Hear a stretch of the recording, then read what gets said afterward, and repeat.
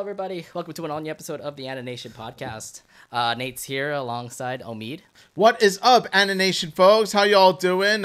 Hope you're keeping warm in what it still appears to be a winter season. And yeah, we got some rather epic stories to tell regarding certain characters, certain series, and a certain an awards ceremony. Yeah, you already pretty much put down the cue about what we're going to be doing tonight, but yeah, thanks for that. Anyways, yeah, we got a lot of things to talk about. Obviously, the world of animation always continues on every week, so that's why we're bringing up all the latest stuff that's been going on in the world of animation and a bunch of other things. So yeah, obviously, when we start off our podcast, we want to talk about what's happening on our week. So, Omid, how was your week last time we visited? Oh, yeah. Now, this week has been pretty epic, to say the least, because I saw an epic Godzilla movie, Godzilla -1, which... Is that still in theaters, by the way? It's still in theaters, and let me just say, Godzilla -1 blows all of the American Godzilla movies out of the water, at least the ones I have seen, because I've seen the... I remember seeing the 2014 Godzilla movie and the Godzilla vs. King Kong movie. I thought they were mediocre.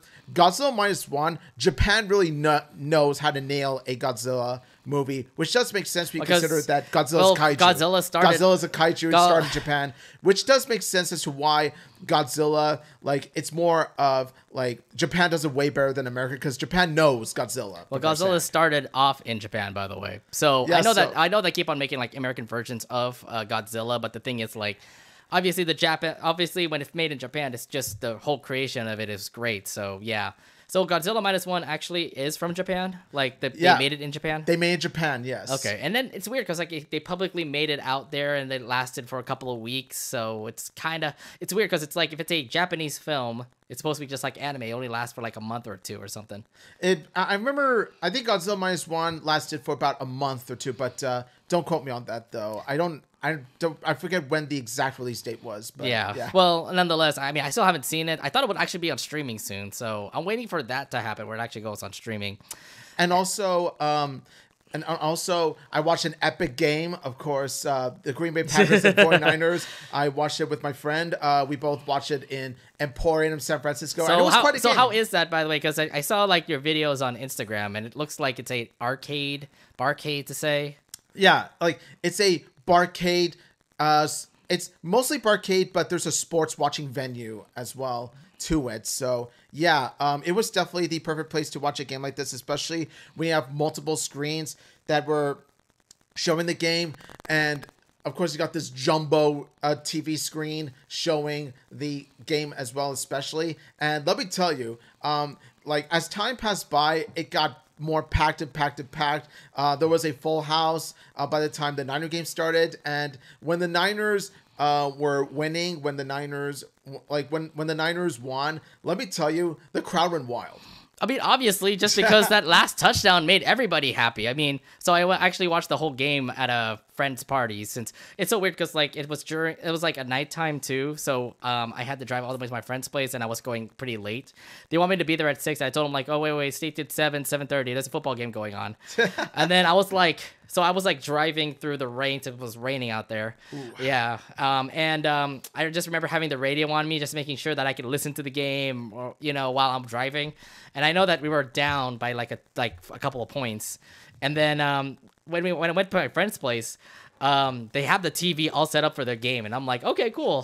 Thank you for that. It turns out they were watching the game too. Yeah, they were watching the game too, and I'm like, okay, cool. Thank you for that. And we all ended up watching the game together, and they ended up winning, obviously, which obviously we can't wait for. Niner games happening here in the Bay Area, so yeah. Speaking of which, it's going to be another one on Sunday, so yeah, that's what I'm saying. It's happening again in the Bay Area, and hopefully this means a championship, which means, since we're going to go to the Super Bowl, and we're not really going into the Super Bowl, but we're actually going to be going to watch it close by in Las Vegas in the Super Bowl. Yeah, so you're just hoping that a home team from here in this area actually makes it, which means that, look, it's just going to be a 2-hour visit for us a 2-hour flight for us to go to Las Vegas and actually celebrate with the 49ers, Yeah, we're going to the city in which we're going to this year's Super Bowl venue. Yeah. Not so much the stadium itself, but more like the city in which it takes place. No, exactly. Yeah. So, and you've always seen us before. We've always gone to Las Vegas, like doing some football stuff here and there. So we're gonna do the same thing, obviously, over there. Maybe doing a YouTube live stream over there during Super Bowl Sunday. That'll be pretty sick. Yes. I heard there's this Paramount Mountain that's there in Las Vegas, which we can actually see like some of the favorite characters in Paramount, like SpongeBob, Dora the Explorer, Beavis and Butthead. I'm praying for Loud House. I'm praying for Loud House too, and I really hope they actually have that because. Here's the thing, Nickelodeon, in case you haven't noticed by now, Loud House does exist, Yeah, they just never publicly publicize it, Seriously, I don't understand The big game is also going to be on Nickelodeon, but the thing is, like, it's all SpongeBob characters. So, like, you have SpongeBob and Patrick literally doing play-by-play. I don't know if like, Nate Burleson and Noah Eagle are going to be on the call, too, but SpongeBob and Patrick are there, which means that Tom Kenny and, the voice of Patrick Star, he's also going to be in the Super Bowl talking about, like, some random stuff here and there. Another thing, too, is that the Loud House is more football-centric than SpongeBob ever was. Because you have a sporty Loud. Yeah, you have a sporty Loud, not only that, but they also have some... See... You have a sporty Loud. Come on, how do you not have a reference of football with her? See, she would have been the perfect... You see this fluff right here, Lynn Sandy, she would have been the perfect NFL announcer for Super Bowl. She would have been perfect. I know, exactly. No, I mean, you could have perfect if you actually had like Lynn Loud as like the play-by-play analyst or something. Like, let's have a Loud actually be there on the field, but instead you put up SpongeBob characters and and another character that was actually over there, according to what I've heard from sources, that Dora the Explorer is actually going to be in the Super Bowl too. Oh god! And I'm like, what? Say football. No. Football. No. I am football. You're not backpack. Oh, God. Just why? Why Dora the Explorer? Just why? I don't know. That's why I'm just like so angry. Like they only put SpongeBob and then like the other famous property in Nickelodeon, Dora the Explorer. Which, to be fair, we grew up with it, yes. But like, dude. I mean, I'm tired of SpongeBob. It's always SpongeBob every damn time in Nickelodeon, and I always think it's just gonna be another Nick Miss game. You know what? You have the live people there, and then you have like what was it? You have all the people that are going to be playing in the Super Bowl game. Plus, you have like references here and there. You could have like some SpongeBob, Teenage Mutant Ninja Turtle references. That's what they did for the Nick Miss game at the Raiders and Chiefs. Remember, there's a lot of TMNT references there. Yeah, and also another thing too is that there have been football episodes of Loud House. There have been. Football I know exactly. Like, has there been any SpongeBob Loud House? Oh, sorry. Has there been any SpongeBob football episodes that are there? The closest we got to it was Squidward saying that he wants to be a football player. And Brother Kenny's No, they did have a sports episode. If you remember SpongeBob, it's like Sandy had like a bunch of like balls being shipped out to her place, and then they play like football, soccer, and stuff like that. It's one of the future episodes of SpongeBob, and I remember that just because of that one British guy saying spots. He's saying spots. Yeah. Okay. No wonder I haven't heard the episode. Yeah. I look. That's the thing about like being like relating to SpongeBob. It's not the same, Yeah, the first 3 seasons are what's up. I don't know, man, but hey, SpongeBob is happening over in Nickelodeon. Go watch that version of the Super Bowl. Do you want to watch on CBS or Spongelodeon? I think I'd rather choose CBS. Yeah, I don't know what's happening, but nonetheless, I mean, Nickelodeon is airing the Super Bowl. It's just that it's live, quote unquote, live from Bikini Bottom. And I'm like, SpongeBob, okay, great. What I would hate though is the fact that like they have those like what was it? Like what they did with Big City Greens, for example. They have like animated characters as the football players. I kind of don't want that, to be fair. No. But then again, the Big City Greens one was actually pretty popular with hockey and Big City. Yeah, I've seen that. And it does make sense when you consider the fact of how like Nickelodeon likes to capitalize on football. Disney Channel likes to do the same with hockey. Well, I mean, no, it's more like they want to capitalize with their channel with their favorite like characters to say. So like Disney Channel had Big City, so they did that. And then what's weird is that they also had a Disney cross Pixar thing too with a football game that happened this year, but it had like Toy Story characters in it, and that was not good, by the way. Yeah, I was like, that was so poorly made. Like, I know. Did you see that, by the way? Did you see that whole like simulcast where they had like the Jaguars Falcons game early in our like at 6 a.m. here, and they had like the ESPN Plus version where they had like the Toy Story characters playing with like as the football players? No, because I didn't want to wake up that early. Oh my god. Yeah, I heard it was just a bad show, but yeah, it's weird how they try to like correlate kids to the NFL, and it's like the way they do it is by Nickelodeon's ways. So, yeah.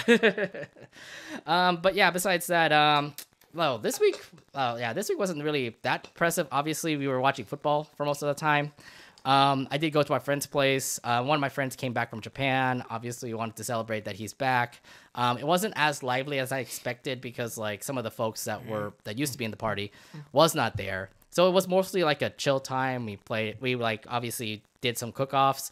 Some people were like cooking with tempura batter, and really? I'm like, is it good or not? There's some that are good and then I was actually a judge like eating those tempura stuff. So it's like I'm tasting like banana tempura, which is like banana, like slices of banana in tempura batter. I'm like, ugh. There was one person who literally put bitter melon in tempura batter, and we ate that. It was disgusting as heck. Well, yeah, because bitter melon and tempura don't really mix. No, exactly, yeah. So that was the worst dish, and the thing is, like, for that contest, the worst dish wins. So he did a great job with it. And actually won the whole thing and won himself whatever prize we got in that contest. And then, yeah, it was just mostly chill for a party, and then, like, Sunday, I watched more football, and that was pretty much it. So, yeah, pretty much for a weekend. Well, yeah, I've watched more football myself. And also on Sunday, I had what was pretty much one of the best IMAX experiences of my life. So on Sunday night, me and my friend John, my friend John, who known as J-Ro, like we both watched this Queen in Montreal movie live concert performance. It's one of those it's one of those live concert movies in which they record a concert and then they show. This has to be an old one because Queen is. If you talk about the old Queen, yeah, they showed it like Queen playing in Montreal back in like 1981. Oh wow! Yeah, it was. Like watching on IMAX was an epic experience, especially for myself as a Queen fan. Was there a lot of like folks that were in the theaters too? No. Like in the theater auditorium that we were in, there was actually 4 or 5 people total. What? That was disappointing. I'm not gonna lie. It deserved more, but my God, like within that Queen Montreal concert. Like it was lively, the crowds are going wild and all that stuff. I'm just like, I wish the movie theater experience was that. But other than that, though, since Queen is my favorite band of all time, like I just, my God, I just loved like watching my favorite band play on IMAX in like what is their best concert ever. It was beautiful. Yeah, I still wouldn't. I was expecting like a lot of people for a Queen concert or TV showing or something like that, but it turned out to be that's quite surprising. Of like, wait, only 4 people for an IMAX showing? I don't know. Like maybe it's because most of them were watching it in SF or whatever, whereas me and my friend were watching it in New York. But still, though, it didn't stop, the experience of being fun. It didn't stop the experience of being as amazing as it was. Yeah. As your friend, I thought your friend was like in Florida and now he's just visiting, or no. He actually moved here. Oh, he's back. He's back here. He moved to Hayward. So I'm so happy about that. Yes. Okay, that's awesome. So that's awesome to see that you had a great time at the concert. Apparently, it's like a low audience, and I'm like, what? It deserved a bigger audience. Yeah. Now, I did promise you guys that I was going to bring some anime Los Angeles ribbons from the last episode. And here's the thing. These boxes actually have all the ribbons in it. Yeah, these are all the ribbons that I acquired, by the way. Like all of these like boxes I'm showing here have these ribbons. I did want to show you guys like what makes anime Los Angeles so special. Gather around, boys and girls. Gather around the red carpet. Now, the thing is, like, you'll get like ribbons like these, or just like small little ribbons. But you can get ribbons like these, for example. I don't know if you're a fan of Black Clover, but they have like these kinds of ribbons. I haven't seen it. I haven't seen Black Clover. Yeah. Oh, and because it's Spy Family here too, by the way. Check this out. Oh, Waka! Oh, you look so precious here. Yeah, see, so they I told you they're very creative when it comes to it. Zom 100, if everyone watches that too. I watched Zom 100, yeah. Yeah, it's a really good show. What was that thing? Oh yeah, I forgot. A lot of Owl House fans. Thank you, Owl House fans, for finally putting up some amazing like ribbons out here. Yeah, it's just awesome just to see that, by the way. Yeah, you can look through these boxes, by the way. Which ones you like the most? But yeah, I mean, we're just gonna be showing off all these ribbons so you guys can check out what I was talking about when it comes to ALA. So Omi can look through there and see like some amazing ones. Yeah, trying to look Which one is my favorite of the bunch? I got loud. This is our Oran High School Host Club ribbon that we were giving away if you actually got all of the ribbons for Oran High School Host Club. So there's that. Whoa, nice. This is a Simpsons one. Yeah, what does that say actually? Yo, check this out. Ribbon makers, they post memes like this. Yeah. This definitely looks like a Simpsons Futurama character. Oh yeah. Like a Matt Groening character. Nice. Yeah. Oh, some people actually 3D print their ribbons, by the way. Oh, the round robin one looks really cute. What is that? The round robin one looks really cute. Yeah, I think I actually have it here. Let me show you the favorite one that I have here. No, it's me, senpai. Senpai, yeah. That's so cute. So it's adorable. So I love the fact that we have Owl House fans here because, like, Owl House, definitely thank you for that. Like, it's definitely one of the most obstruct ribbons. That's why I love it. Oh, I forgot. We were talking about this one anime. Bocchi the Rock. Yeah, yes! This is Bocchi the Rock. Bocchi the Rock, baby. Yeah, so I'm telling you, like, these ribbons are amazing. Like, from the way I see it. Yes. Yeah, where's the one that I? Oh, by the way, I just got the second volume of the manga, so yes, another one to add to the collection. Yeah. Oh, there's another one here too. Owl House, by the way, another reference there. Yes. Oh, you'll love this. Marmar, my Marmar. Yeah. Says Marcy was here, by the way. Yes. My Marmar. So I'm telling you, Marcy. like I told you I was like going crazy when it comes to all of these like ribbons. Yeah, this clearly shows. Because you got not one, not two, but 3 cases full of these ribbons. Oh, and some people get really funny when it comes to the ribbons, like this, for example. You know. Yes. Amazing Digital Circus fans. Amazing Digital Circus fans. So. Palm knee. Oh. This one's gonna laugh. This one you gotta give you a laugher. Shout out to my friend Ceci. They made this, by the way. Yes. You know what it says? Read it. See what it says. The mouse is now public domain. Here is my officially licensed Mickey Mouse ribbon. Yes. Your friend's awesome. Your friend's awesome for making this. Thank you, Ceci. And then, gosh, I got a Sasha ribbon, by the way. So nice. for those who love Amphibia, Sasha. FYI, this cosplayer was actually cosplaying Sasha and Lilith. Oh, nice. From the Owl House, from like the Amphibia and the Owl House, respectively. So. Cool. So Amphibia cosplay, I like that. Yeah. Whoa. Nozaki-kun. Yeah. I remember Nozaki-kun, yes. Nozaki-kun, yep. Monthly Girls Nozaki-kun. Show it to the camera about that, yeah. Does anyone remember Monthly Girls Nozaki-kun? It is such a funny, comedy, mangas, and anime. I have a manga collection of Nozaki-kun. I watched the anime. It's really hilarious. I check it out. I recommend it. Again, another Amazing Digital Circus. I don't know know what, but Amazing Digital Circus has just gotten really popular. Howl's Mojo Dojo Casa House. Yeah. See, nice. I'm telling you, they're making it really funny. People Howl's Moving Castle and Barbie mixed together. Nice. Oh, someone tried to trade you your own ribbon. It's a canon event. Canon appear. Okay, I really got to go to ALA right now. Take me with you. No, wait until January of next year. Like, take me with you. I'll definitely take the first. I'll definitely take the first spot. Oh yeah, for sure. Your wife who's trash. Wait, which one is that? Is that mine or? Oh, that's somebody else's trash. Okay. Oh, you're still looking through it all, by the way. Look at you. See, you're intrigued with everything. Oh, that's a good one, by the way. Cosplayer appeared. No, that's a good one that you're about to check out. Look, it's a SpongeBob meme. Wait. No, the one right there in the box. Would you like a ribbon? Ribbon! Yes! Ribbons! Okay, yeah, I think that's all we can do for now since I told you there's a lot of ribbons here. Yeah, no, like that's all we got. But yeah, I'm liking what I've seen so far, man. I'm so far. I'm telling you, Anime Los Angeles is full of ribbons, like what I have right now. My whole case of ribbons that I have. This guy, ladies and gentlemen, this guy. So, if you ever find me with this case, that's me. I have all these ribbons all set up for y'all. So, if you ever want to earn or want to acquire or trade for these, you can. By the way, it's just amazing what Anime Los Angeles can give you. So I've heard, yeah. Okay, I got those boxes back. So Thank I've heard. you very much. Oh, I need Iron Mouse back. Yeah, you got to bring back Iron Mouse here on the. Eventually, I'll attach them to my badge, and then it'll become a big long chain of ribbons. So. Oh yeah, dude, you're gonna have a whole wall of ribbons, man. Right. And one more thing I want to also present before we start our episode. I didn't give you your Christmas gift yet. So I'm gonna do that right now. Oh, nice. So here's your Christmas gift. Oh, yes, thank you. Okay, so full context of the story. I have not given Omi my Christmas gift for quite a while. We're supposed to visit like somewhere in between Christmas and New Year, but we couldn't because we were busy. Yeah, we both had Christmas plans, but yeah. Yeah. There you go. So you had Christmas plans. We had New Year's plans. Go ahead and open it if you want. Yeah. Shall I? Yeah. We had Christmas plans. We had New Year's plans.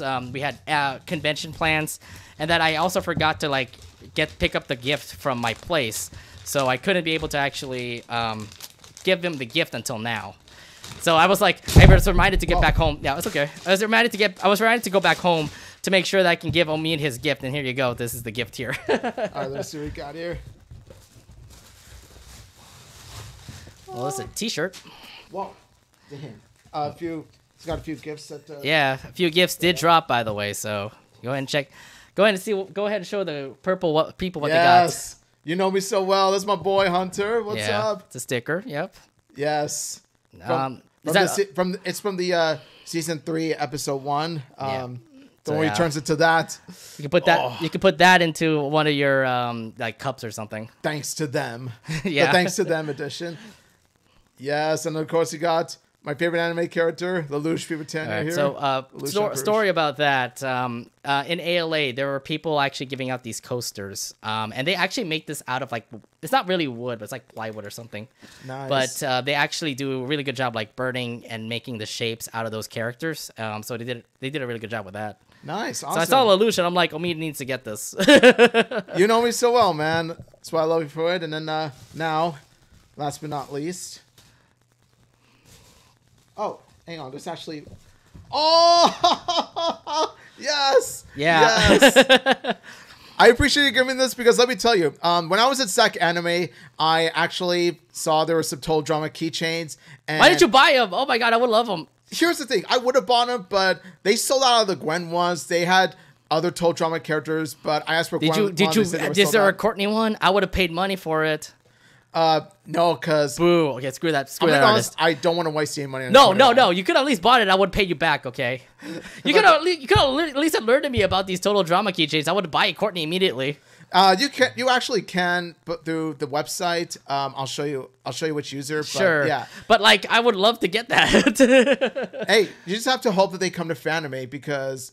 Yeah, they were in SAG-AFTRA. That was really cool. I mean, we never seen any Total Drama over at ALA at all, but we've seen like Amphibia, Owl House, and a bunch of other fan artists like that. But yeah, for those who don't know, Gwen is my favorite Total Drama character. I've been a fan of her since season 1, and yeah, my love for her never died. So now, thank you. I found that artist randomly. Like it wasn't even an artist alley. It was like some sort of dealer. But they had these like Gwen stickers right there, and I'm like, yeah, you know what? Omid will love that, so I bought it for him. And last but not least, my Marmar. Yeah, so yes.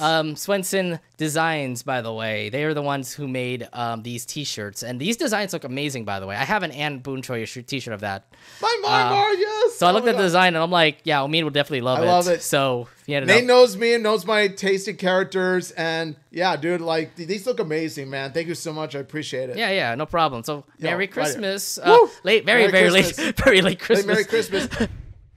That's all the fun and games we've got so far. So thank you very much for dealing with what we've seen. Again, all the ribbons from ALA. Everyone, I check out ALA. It always happens in the beginning of January in Long Beach, California. So please check it out. I'll be there, obviously. So make sure you see me, so have fun and all. Yes. And then again, Omid's gifts have finally been given to him after like 1 month of like waiting. Arigato gozaimasu. Okay. Arigato gozaimasu. All right, thank you. Yeah. Thanks to Japanese there. All right. I think enough talk. Let's actually head over to our first topic that we're going to be bringing up today here in today's episode of the Anination Podcast.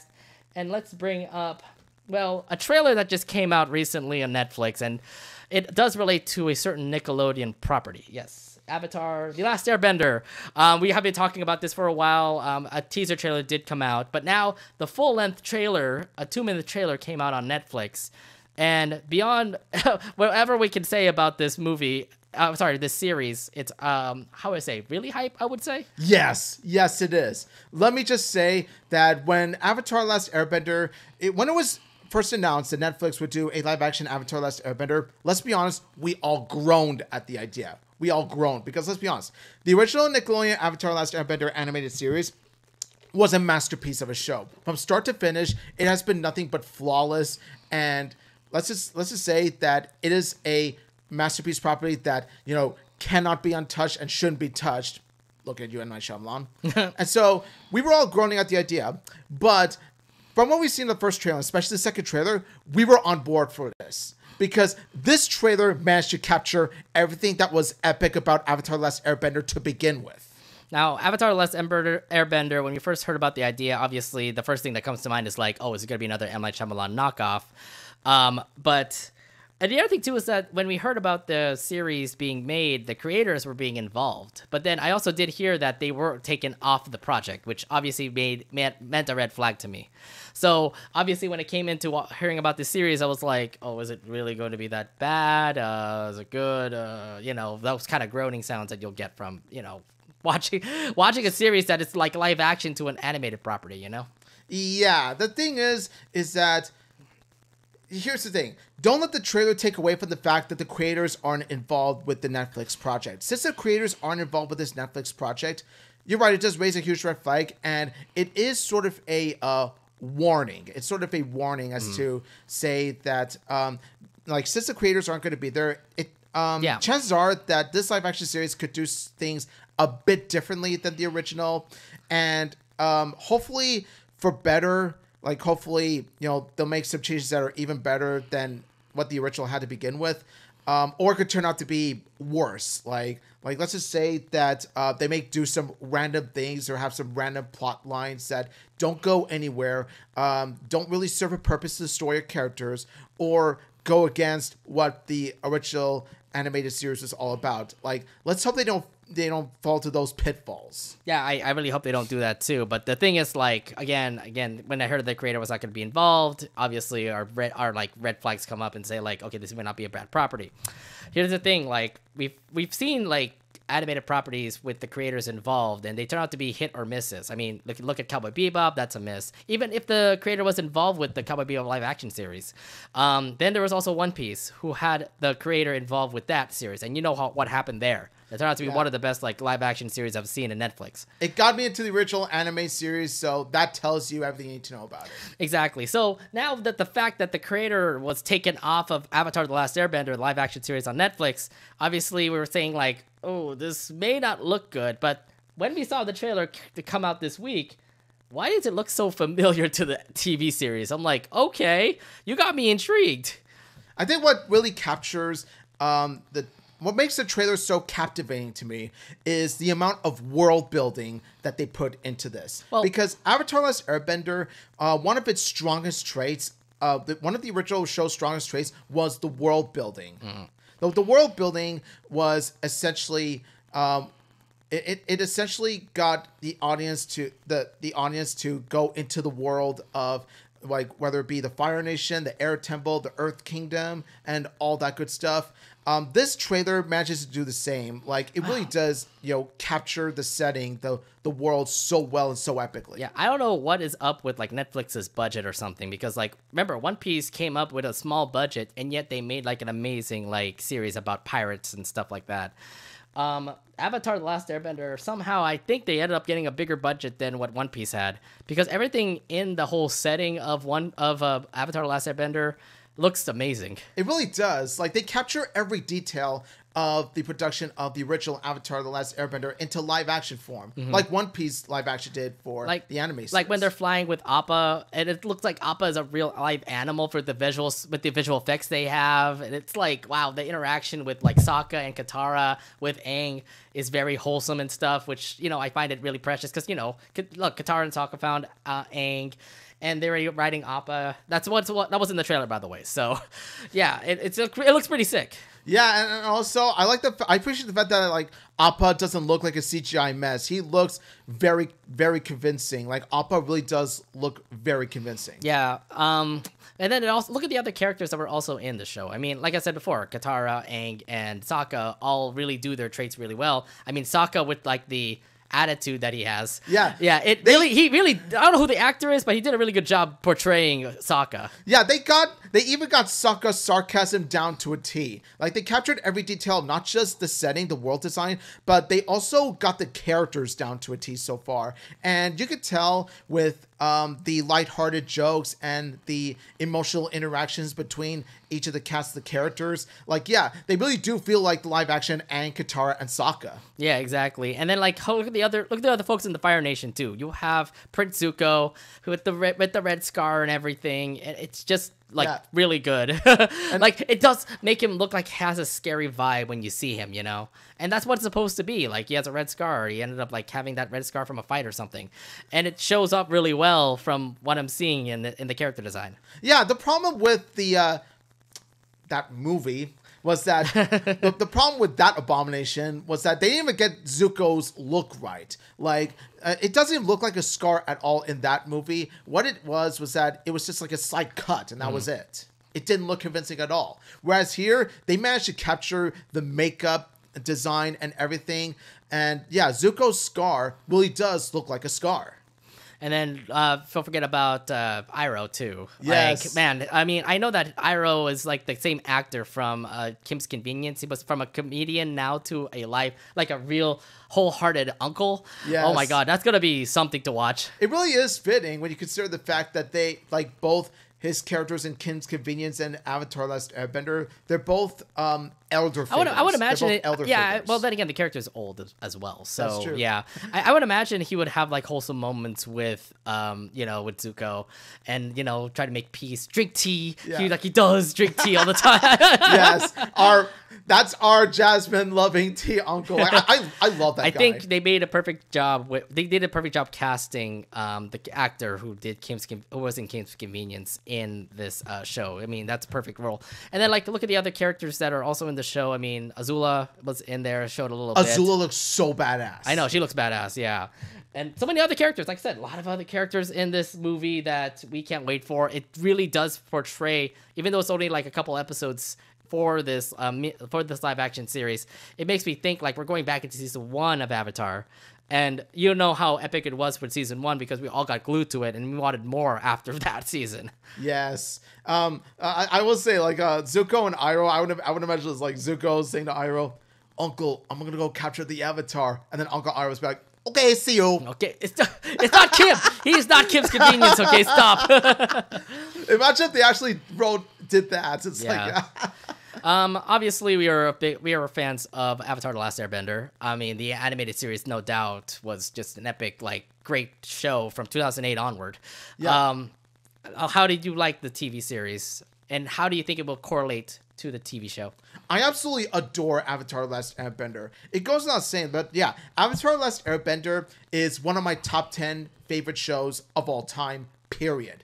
And it's also one of my top 4 favorite animated shows, period. It is simply put a masterpiece, like I said. But, however, I will make it like a bit of a confession. I was actually a late bloomer to the original show. So when did you actually start watching Avatar? I actually started watching Avatar in year 2017. Wow, you were way too late. I was way too late. What were you watching on Nickelodeon? SpongeBob? That was back when I was a kid, and back when I was a kid back then, my tastes weren't that refined wow. as they were. You don't care about story-driven shows. I mean, then again, teenagers back then were teenagers in our era right now are currently watching Amphibian Owl House. Okay, so that's also story-driven. I don't know. It's just that as time went on. Like the more time went on, the more I started getting to like, story-driven shows, which is why I got into Avatar as late as I did. But man, I wish I had gotten into it earlier because, like I said, Avatar: Last Airbender is Nickelodeon's best show. It was like in the timeline where Danny Phantom also was out too. And then again, like Nickelodeon was sharing Fairly Odd Parents, SpongeBob, and Jimmy Neutron at the same time as well. So Avatar was definitely only that one show that had like a story-driven plot. I mean, you could probably argue Danny Phantom had the same thing too, but I don't think it didn't have the same story-driven plotness compared to Avatar. Not nearly as strong. No. Yeah. So everybody was glued to their TV screens seeing the fact that the Avatar show, whenever they have a new episode come out, they always go to Nickelodeon and watch it, and I was one of those fans too. So like whenever a new episode comes out on Friday, I would usually like eat my dinner afterwards, watch the show, and obviously enjoy whatever content they have because it is a beloved, amazing story that the creators made here. It really is. Like, the world building and then the story is just so grand and just so epic. And also the action as well. Like they pretty much combine martial arts with, different elements like fire, water, and earth. Mm-hmm. Like, so They capture the action scenes like down to a T. The animation is also very well done. It is inspired by anime, so you can definitely see the anime inspired style. You know, a lot of people have been saying like, "Is this an anime?" And it's not an anime. It's not an technically made in. It's a Western cartoon, is what we call it. Yes, it is a Western cartoon, but I can see why many people would mistake because it as it is sort of like an anime. It like is when sorta you like saw that. the animated You think series, about you think it's like an anime, and I was confused with it too. I was like, God, it looks so anime, and it's not. But it's yeah. And of course, the characters are very well developed and very well fleshed I think that's out. the best thing about the show. They make the development, the character building of Avatar: The Last Airbender amazing. So you get Definitely. to see like Sokka be like a jerk before, now becoming very well wholesome. Katara being caring with the Avatar and stuff like that, and then you get to see Zuko, out of all people, start to grow. You know, not just getting the Avatar, but now like cooperating with the Avatar. Oh yeah, Zuko's character journey is one of the best I've seen in any piece of media, which is why he's my second favorite character of the show. My number one being Toph Beifong. Oh yeah, and you see her like later. You hopefully we get to see Toph in the show. I'm wondering what they're gonna do with Toph. They better do Toph justice. Well, she was introduced in season 1, so I'm assuming she'll probably be here, right? Yeah, I'm like I said, I'm waiting. I think that's one thing we forgot about. Like, Toph never got shown in the trailer. They never got shown in the trailer. I'm just like, I want to see another trailer, and hopefully they show her in some way, shape, or form. I'll go wild. I mean, with we that. have to obviously get introduced to the Earth Kingdom, which we will Yeah. probably see in the Avatar series. I mean, you see it in the cartoon, and hopefully we get to see it in the series. Can't wait to see my girl there. Yeah, I know. Let's go. So yeah, you and Toph Beifong could deal with that. Let's go. Yeah, so obviously when we talk about like live action Avatar, there was the movie of Avatar, The Last Airbender, yes. Obviously it did not go so well. Did you even watch that thing, by the way? Yes, I did. We don't mind it. Look. The thing is that you said you started watching the Avatar series in 2017. This was the movie came up before that. No, but like, I remember me and a couple of my friends, at one point we were hanging out at my place. We were doing a bad movie day or something like that. You had a bad movie night, and then And- that had to pop up. Yeah. And the moment that they showed, 5 earthbenders struggling to move a piece of rock, I was like screaming like in my pillow. I was just like, what the? There's no Toph either in that movie. You know what? It was for the best because, let's be honest, I did not want Shyamalan to, touch that character. Yes, yes. The I character. did not want him to ruin my favorite character. So Yes. you know what? It's honestly the only good that I'll say about that piece of garbage is that they didn't ruin my favorite charter. Yeah, Because they never showed my favorite Yeah, characters. they There had you go. characters like Ong and Katara and whatever Zuko or something like. Oh god! Whenever I hear Ong or Sokka. Sokka. Oh god. Makes me want to punch a hole through the wall. How did he even like acquire the rights to make a movie for The Last Airbender? I'm like, I don't know, but it was a big mistake. no, it was a huge mistake because he's like, M. Night Shyamalan's supposed to be all about like terror and like suspense and stuff like that. How the heck is he even gonna deal with a kid show? That's the thing. Like M. Night Shyamalan's Last Airbender. Now we kind of know like he made it because he put his title there.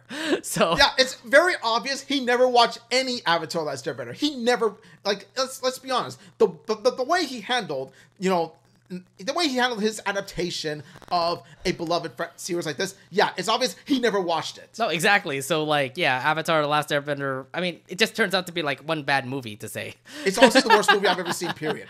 Worst movie I've ever seen. Period. Yeah. It's just so awful. Yeah, I luckily I couldn't be able to see it. All I just remember is just hearing a lot of people saying it's like really bad reviews. I remember like watching a TikTok of like, apparently there was like some old footage of like some sort of news person literally going to a theater and asking people how they liked Avatar: The Last Airbender movie, and a lot of people said it sucked, I hated it, I shaved my head and it wasn't worth it.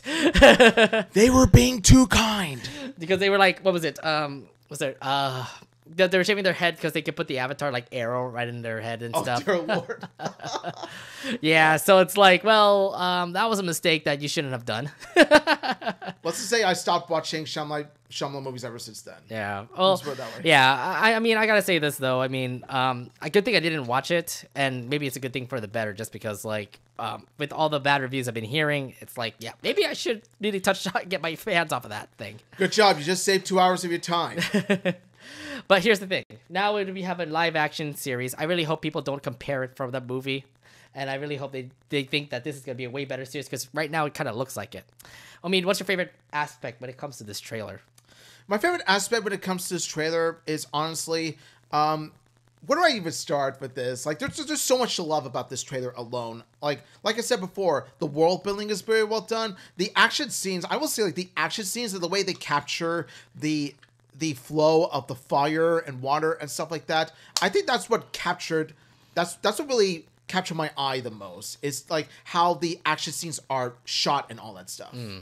Yeah, I definitely am really happy about like how they kind of done with the special. Okay, so one thing that I kind of really like about this show is the special effects. Like they do a really good job trying to like give out the elements for every character that's out there. So you get to see like the water bending, the air bending, and the fire bending that's been going on between them. So I'm just happy to see like that in production. It's really showing off right there in that TV show. So yeah, I think that's one thing I can't wait for. It's like the battles that they're gonna have in that show.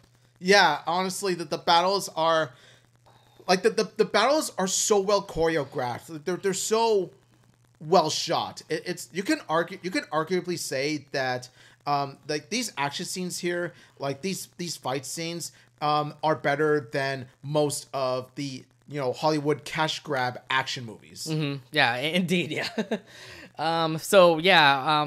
Yeah. Like I can't wait to see how that goes. I think that's all we can say about the Avatar: Last Airbender series. Anything else you want to bring up? Nothing much I want to bring up except I actually may rewatch the original animated series before this gets released. Well, this comes out in February, by the way. So are you just gonna have like a marathon of the animated Avatar: Last Airbender series? Yes, sir, I am. Yes, sir, I am. Because it's all to build up for the hype. It's all to build up for the hype of this series because, like I said before, I've been a huge fan of Avatar: Last Airbender ever since 2017. One of the best shows ever made, and since it's getting re-released, of course I'm going to watch the original that I love. So yeah. Yeah. So yeah, Avatar: Last Airbender series is coming out on Netflix on February 22nd. So get yourselves hyped for that. Definitely one of those shows that I can't wait for, and we can't wait for. That's for sure. Let's go, baby. I believe Aang could save the world. Actually, somebody in our comments actually said that Toph actually got introduced in season 2, so possibly we won't see Toph in this TV series. Well, yeah. Like here's the thing. Like while it is true that Toph got introduced in season 2 in the original, chances are that she may get introduced in season 1 in this show because I think there's been some times where like characters get introduced earlier in an adaptation or a re-release or reboot than the original product itself. So even with that in mind, yeah, you never know when Toph is going to be introduced in this live action show, but chances are she could be introduced in season 2. If there is going to be a season 2 of The Last Airbender, but I really hope so. I really hope this is actually going to be a big success, that it could get like 2 seasons, 3 seasons, possibly in Netflix. But you know how they are with Netflix. I just hope they actually go longer than 1 season. Yeah. Let's see how Hopefully. Yeah, but anyways, this is going to be an exciting series. We can't wait for it when it comes on Netflix. Let's go. All right. Now, our next piece of news talks about this particular mouse here. Yes. As of January 1st, 2024, this character, Steamboat Willie, or aka Mickey Mouse, as we all call it, is now public domain. What this means is that Steamboat Willie can be used in anything that you want to do. So, when you heard about him being public domain, did you already know about the fears that will happen when it comes to this Mickey Mouse in particular? Oh, yeah. Like, the Mickey Mouse once he became public domain, the Steamboat Willie, that studios, companies, and even, private companies, like private teams and all this stuff, they're going to exploit the hell out of this mouse. They will exploit the hell out of this mouse the first chance they get once he becomes public domain. And would you know it, the time has come. The time has come, and we have already seen a couple of things come out of it. I mean, what's kind of funny is that I watched Last Week Tonight with John Oliver, and the thing is that he already made that puppet outfit of Steamboat Willie like last year. Like, obviously it's not public domain, but he just currently made like a Steamboat Willie version of Mickey Mouse right there. Oh my God. So he's ready to bring it out, and now that it's January 1st, I'm imagining that Steamboat Willie Mickey Mouse that he has is going to be like in every episode of the show.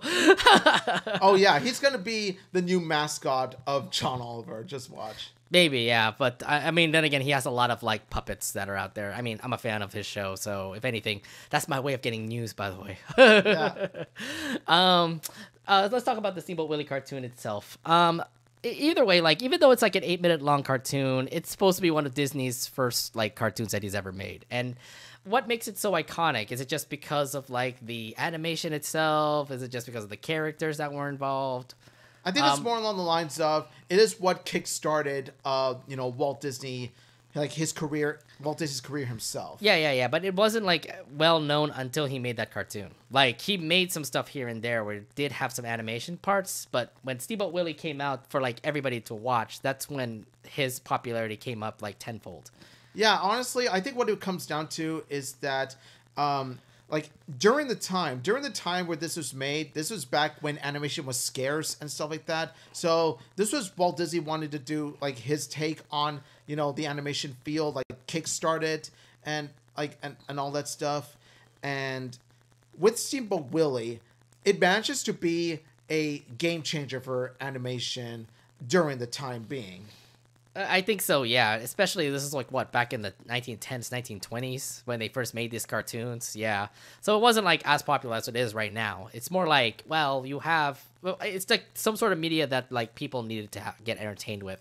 Like they were making movies back then, but it's like black and white films and stuff of that nature. Yeah. So yeah, that's like those kind of like films. But what are your thoughts on the Steamboat Willie cartoon? I mean, everybody's putting it out on YouTube right now. In my opinion, like Steamboat Willie, while it is basic, it's basically just Mickey Mouse doing his job as a salesman and a boat person and stuff like that. I think what really captures the shorts, this cartoon, is the gags that are incorporated into the short. The story is thin. The story is basic. The story is, Steamboat Willie, Mickey Mouse doing his job as a boat, and then Pete being the hard boss on him. That's pretty much all you're getting.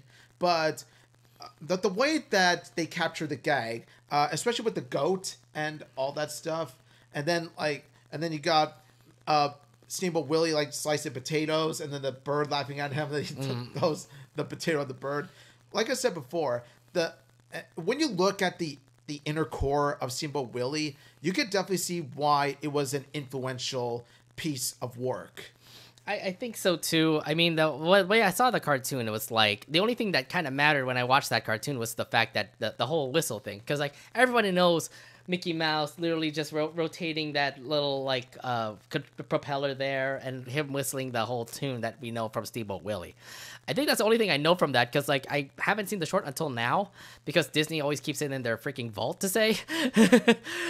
So I didn't know that there was Pete. Pete was like their boss, and I didn't know Minnie Mouse was actually in Steamboat Willie either. So but I saw this whole cartoon. It was like only 7 minutes long, and it was just some basic stuff that you see here and there. It's not even any voice acting at all. It's mostly just like sights and sounds, music, and some like squeaks, which is like the mouses, I guess, that are talking there.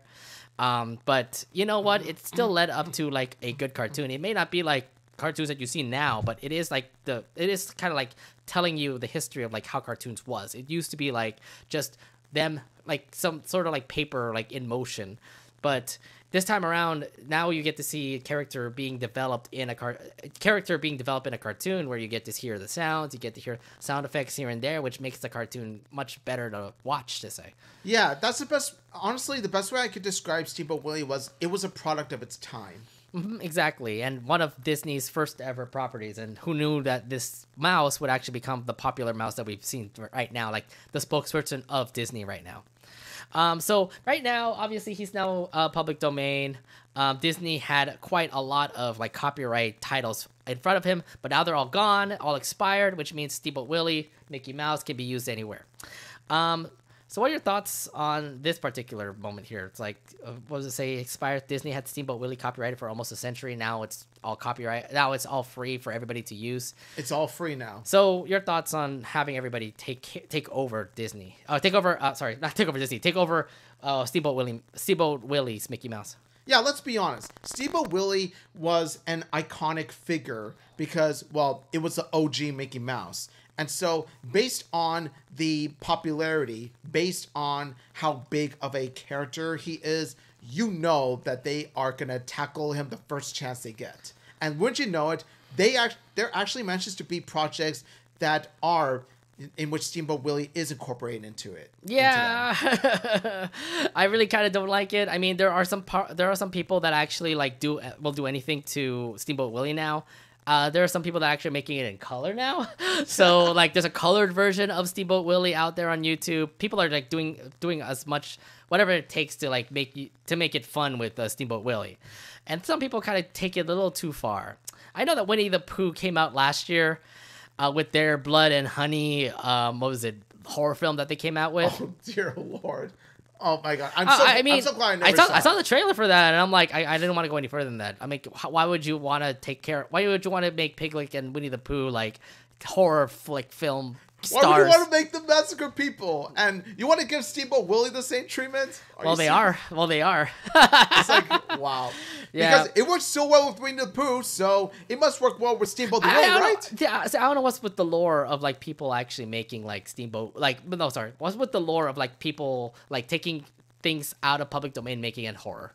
Yeah, exactly. Like whenever a classic cartoon character becomes public domain, they have to make it a horror flick. I'm just like, not every classic cartoon character that's public domain needs to be a horror / a monster. So they did with Winnie the Pooh, and the thing is, like, I don't know what, but I'm guessing they're writing that meme right now. It's like, I know everybody heard about the whole Winnie the Pooh, horror Blood and Honey that got a lot of people's attention, and now they're doing the same thing. It actually is weird because like the people who make Winnie the Pooh Blood and Honey, Winnie the Pooh Blood and Honey. They're the ones who also are gonna make the new Mickey Mouse horror film.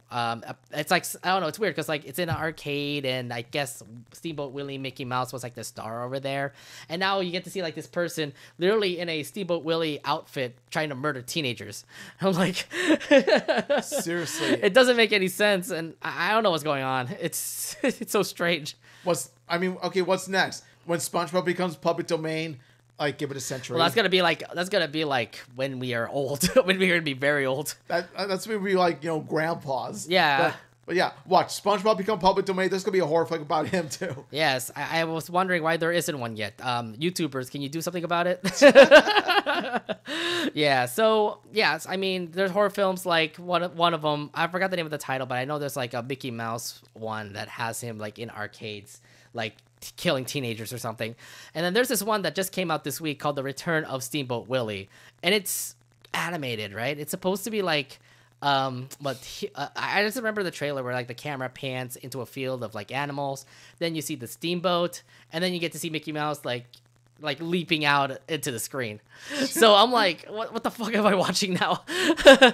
Yeah, honestly, I look at this and I'm thinking to myself, yeah, this is going to be quite a new era for this iconic mouse. So when you saw like those kind of films come out, what are your thoughts hearing the fact that like with Steamboat Willie now just becoming public domain, anything can happen, and this is one sample of like what can happen with the mouse? Honestly, while I wasn't surprised by Steamboat Willie already being put into films outside of Disney, that was really no surprise at all.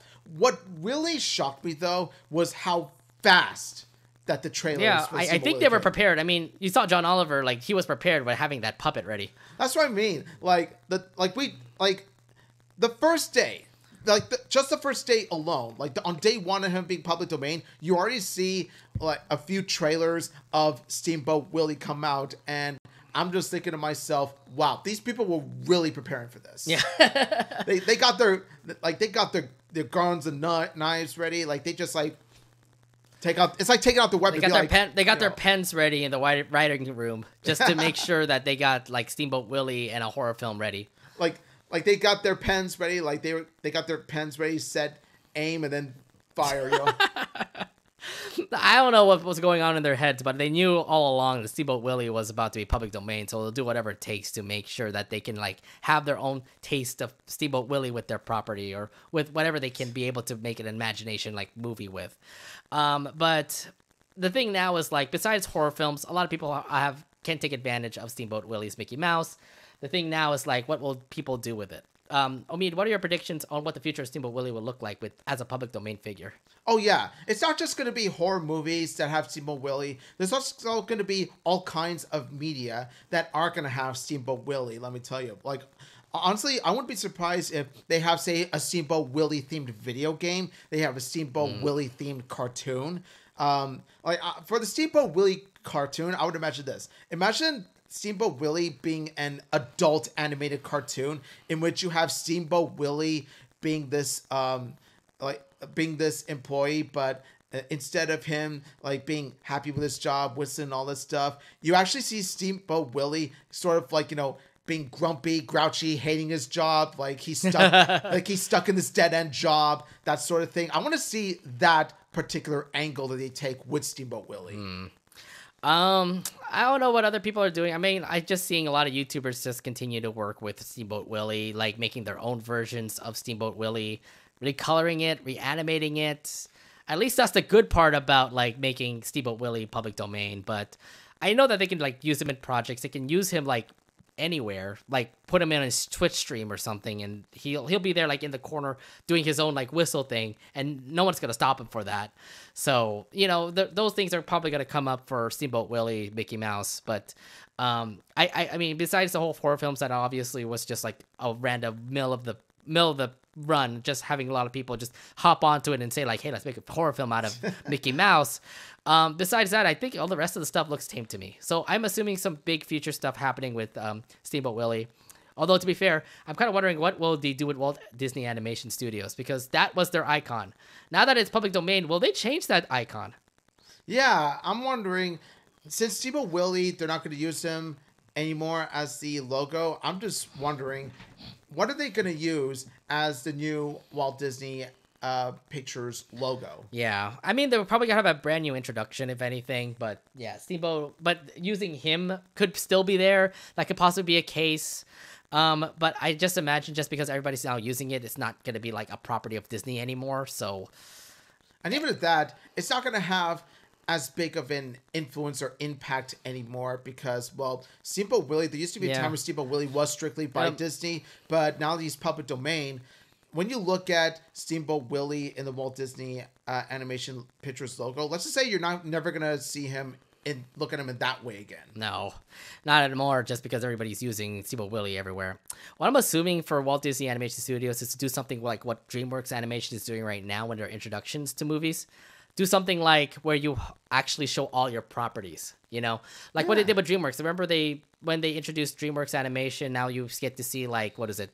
All the properties that they've done, like Kung Fu Panda, Shrek, was it The Bad Guys, all that. I remember they did that. Yeah. So I was assuming that maybe Walt Disney Animation Studios will do something like that, where you get to see, animate all the recent like 100 years of Disney, and then obviously the Disney Animation logo there. Something like that. Yeah, they could do that. They could go that direction. Mm-hmm. And it all depends on like how things are. But if that Walt Disney Animation's like intro is still going to be the same thing, again, that will just be a little bit weird to see, knowing the fact that he's everywhere now. Oh yeah, I would say that there's a part of me that wants them to bring back the old Disney logo presentation back. You know the one. Or the castle thing? The or 90s. Yeah. Is it the whole castle thing? Yeah. That castle thing back in the 90s, that still remains my favorite one to this day. Yeah, I think so too. Just because like they just have like, what was it? Them reflect the whole castle in the background, and then like a big flash comes up saying Walt Disney. Yes. That still remains my favorite one to this day. It remains the best one in my eyes. Well, we'll see how it goes. But I mean, if they could do something like the whole introduction to Disney, for example, where they do the whole and then the whole big like CGI castle there, it'll be great if they have that too. But now that it's not Disney 100, it's probably going back to its regular old logo introduction that they did before. Yeah, we'll just have to see. We'll just have to see what they do with it. I think that once we see Inside Out 2, we're going to see, obviously we're going to see a Pixar logo, but they also show the Disney logo. Yeah, they will have the Disney, have the Disney logo, but it won't be the same Disney 100 logo that we've seen last year. Yeah, so time will tell when we see Inside Out 2, and then we see the Walt Disney Pictures Presents logo. We're gonna pretty much see how it's going to turn out. Yeah. Nonetheless, goodbye, old Steamboat Willie. You were once Disney's property, but now you're everybody's property now. So have at it, boys and girls. Have fun with it over there on YouTube or anywhere else. The mouse is all yours. And not just YouTubers, but also other companies like Netflix and all this stuff. I want to see how Netflix is going to tackle this. I don't know about that. No horror films, please. No horror films. Oh, no. Netflix is not going to have a horror film. It's going to have something else like maybe that adult animated idea I was telling you about. No, we'll see. We'll see how it goes. All right, let's head over to, well, this particular news that happened over with the SAG-AFTRA deal.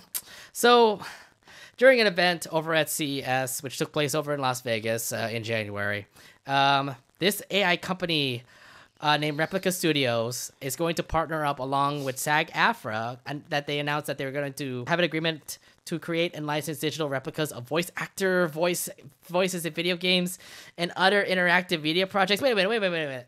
I thought SAG-AFTRA was something, they made a deal to not have AI pretty much take over the acting game. And see, that's the thing. That's the thing that really infuriates me about this is that SAG-AFTRA, I thought that they were against this, but no. I think apparently when it comes to video game voice actors, SAG-AFTRA doesn't really care. So here's the thing, like Screen Actor Guild actors. The thing is like, yeah, real life actors is one part of the whole spectrum.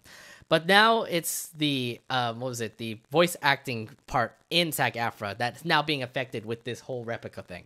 So I don't know what's happening. I thought they actually would be teaming up together to actually have like a big deal happen in place, which is great.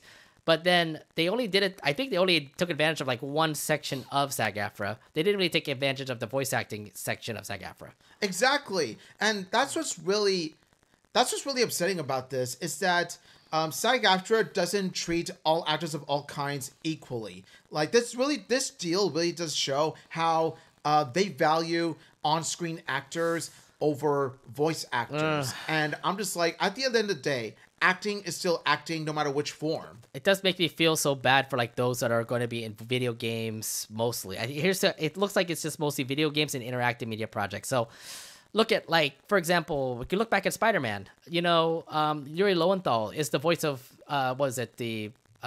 Peter Parker Spider-Man. Yeah, the Peter Parker Spider-Man over the new games that came out for the PS5, for example. He's got to be affected.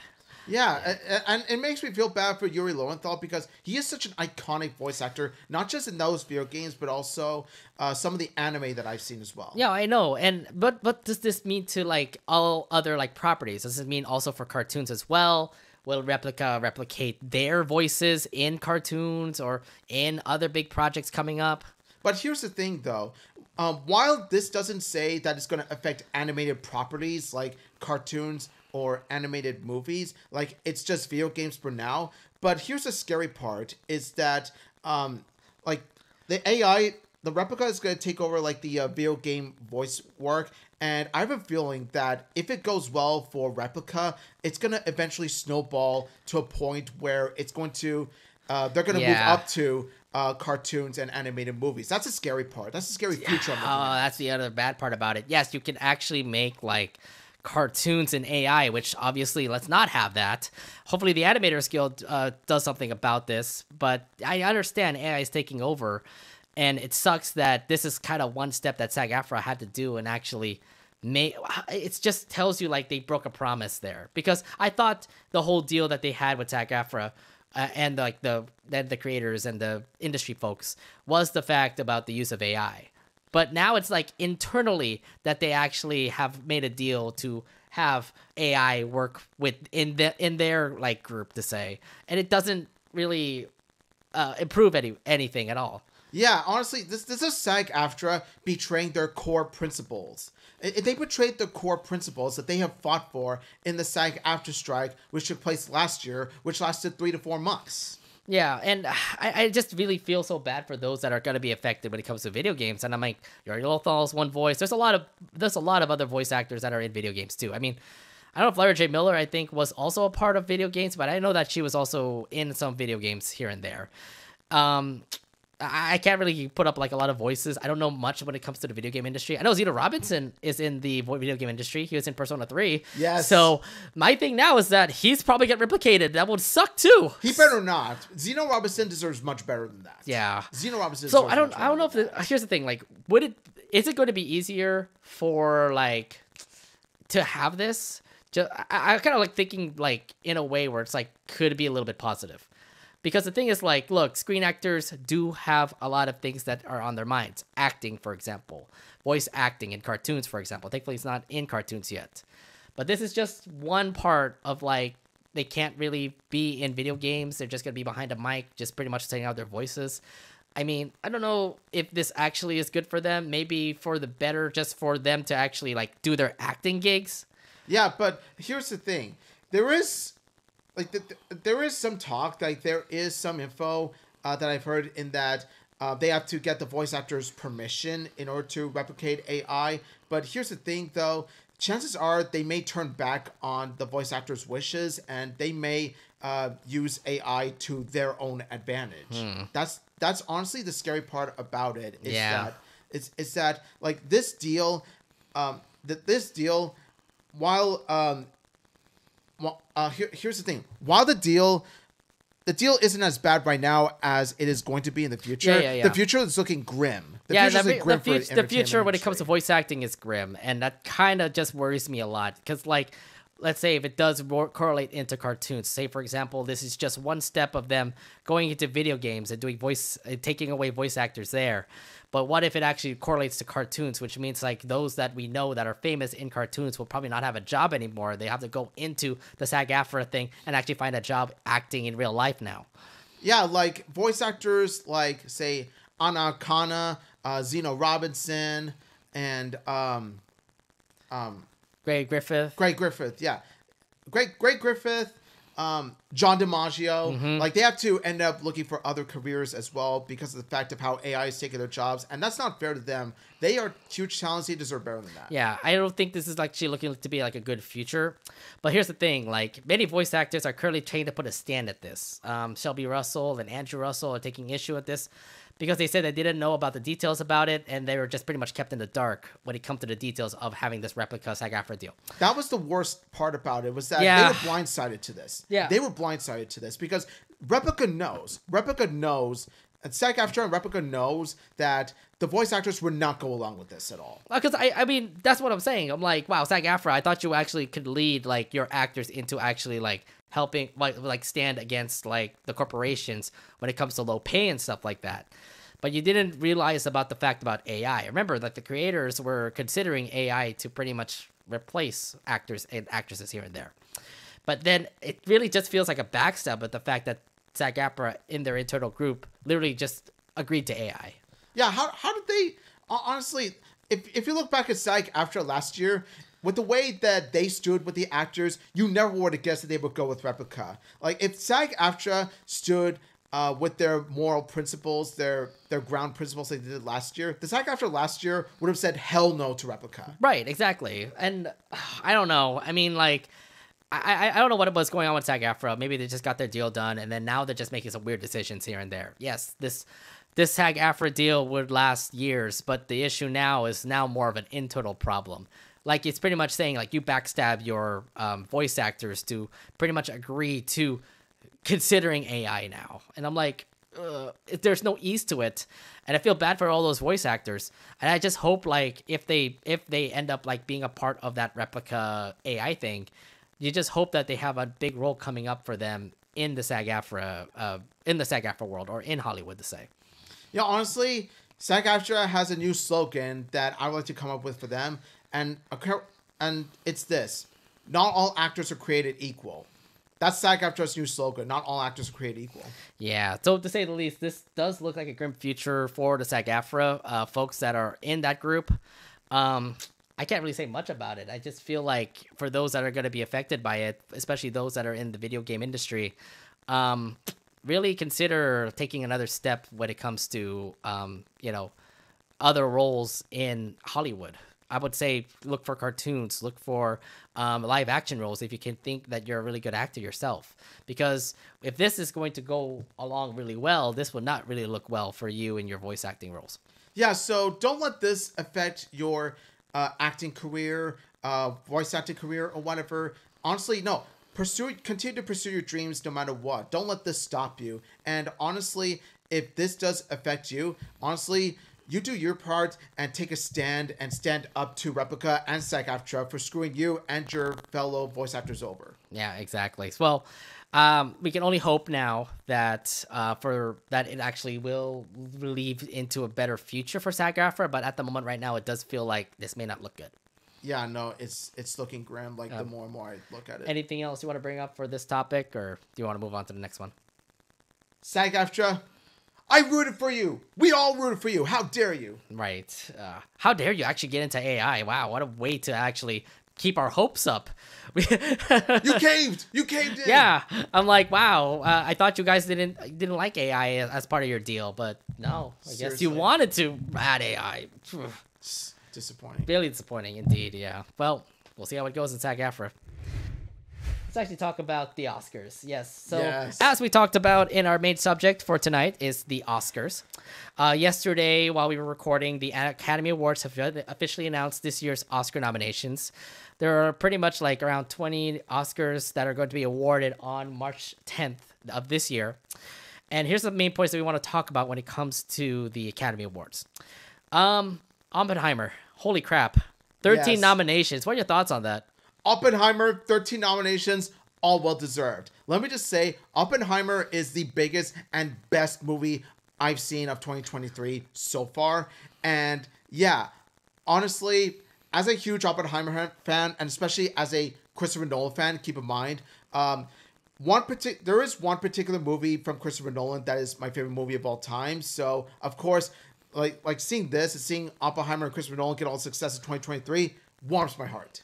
My thing about Oppenheimer is the fact that Christopher Nolan can finally actually make a really good film. There are some films that Christopher Nolan has made that looks to be Oscar worthy, but folks have just never gotten through the fact that like he's a really good director. I mean, was it Inception was an amazing movie. The Batman, The Dark Knight Rises was a really good movie. Dark Knight itself was a really good movie. That was the movie I was talking about, by the way. Yeah. And Interstellar was okay of a film. But the thing is, like, what I've been seeing recently when it comes to Nolan's films they've been up to the peak, a little down, up to the peak again, down. And now you get to see Oppenheimer, and I think this is his best peak when it comes to actually having a really stellar film. Definitely. Like, Oppenheimer is my second favorite movie of his by far. And yeah, Oppenheimer definitely made up for the lackluster disappointment that was Tenet. Tenet was terrible. Then again, that was a pandemic movie. Everybody was watching on Max. And I mean, I didn't even watch it, and it didn't really feel appealing to me. Yes, you have Idris Elba in the movie. But, not Idris Elba, David Washington. Sorry, wrong person. Yeah, I thought it was Idris Elba. But, I mean, you had somebody that was, like, amazing of an actor that is in the movie, and it just was so weird. Yeah. I'm just going to say this right now. Every filmmaker has a dud. It happens. Every filmmaker, no matter how successful, no matter how brilliant they are as film directors, they do tend to have a dud here and there. Tenet is what I consider to be Christopher Nolan's dud. And you know what? After that dud, he made Oppenheimer. He made Oppenheimer, and it was so grand, so epic. Like, the soundtrack, the sound, the character writing, the story, everything about it was just like, yeah, yes. I mean, the bomb itself was a big boom itself. No doubt. I mean, like Oppenheimer with all the nominees that we're going to be listing down at the end of the show. No doubt it definitely will win a lot of awards. Will it win Best Picture? There's like 10 nominees for Best Picture for the Oscars. And some of them are going to be really good to compete with Oppenheimer. So, if anything, who knows if that can actually win the Best Picture award. Yeah, here's the thing. Out of the 10 Best Picture nominees, I've only seen 4 of them, including Oppenheimer. So I'd have to see the other 6 to determine what will face off, what is fair game against Oppenheimer. Yeah, do you know if our theaters are doing that, by the way? They're having like an Oscar run before the show comes out. Let's see. I do remember Cinemark. They do have this Oscar week where they show each Best Picture nominee on each day of that particular week. Yeah, I just hope they do that again so I can actually catch up on like whatever Poor Things is and whatever Maestro is. But Maestro's on Netflix right now, so if anything, I can watch it there. Yeah. Yeah, I can watch Maestro on Netflix. I watch Holdovers on Peacock.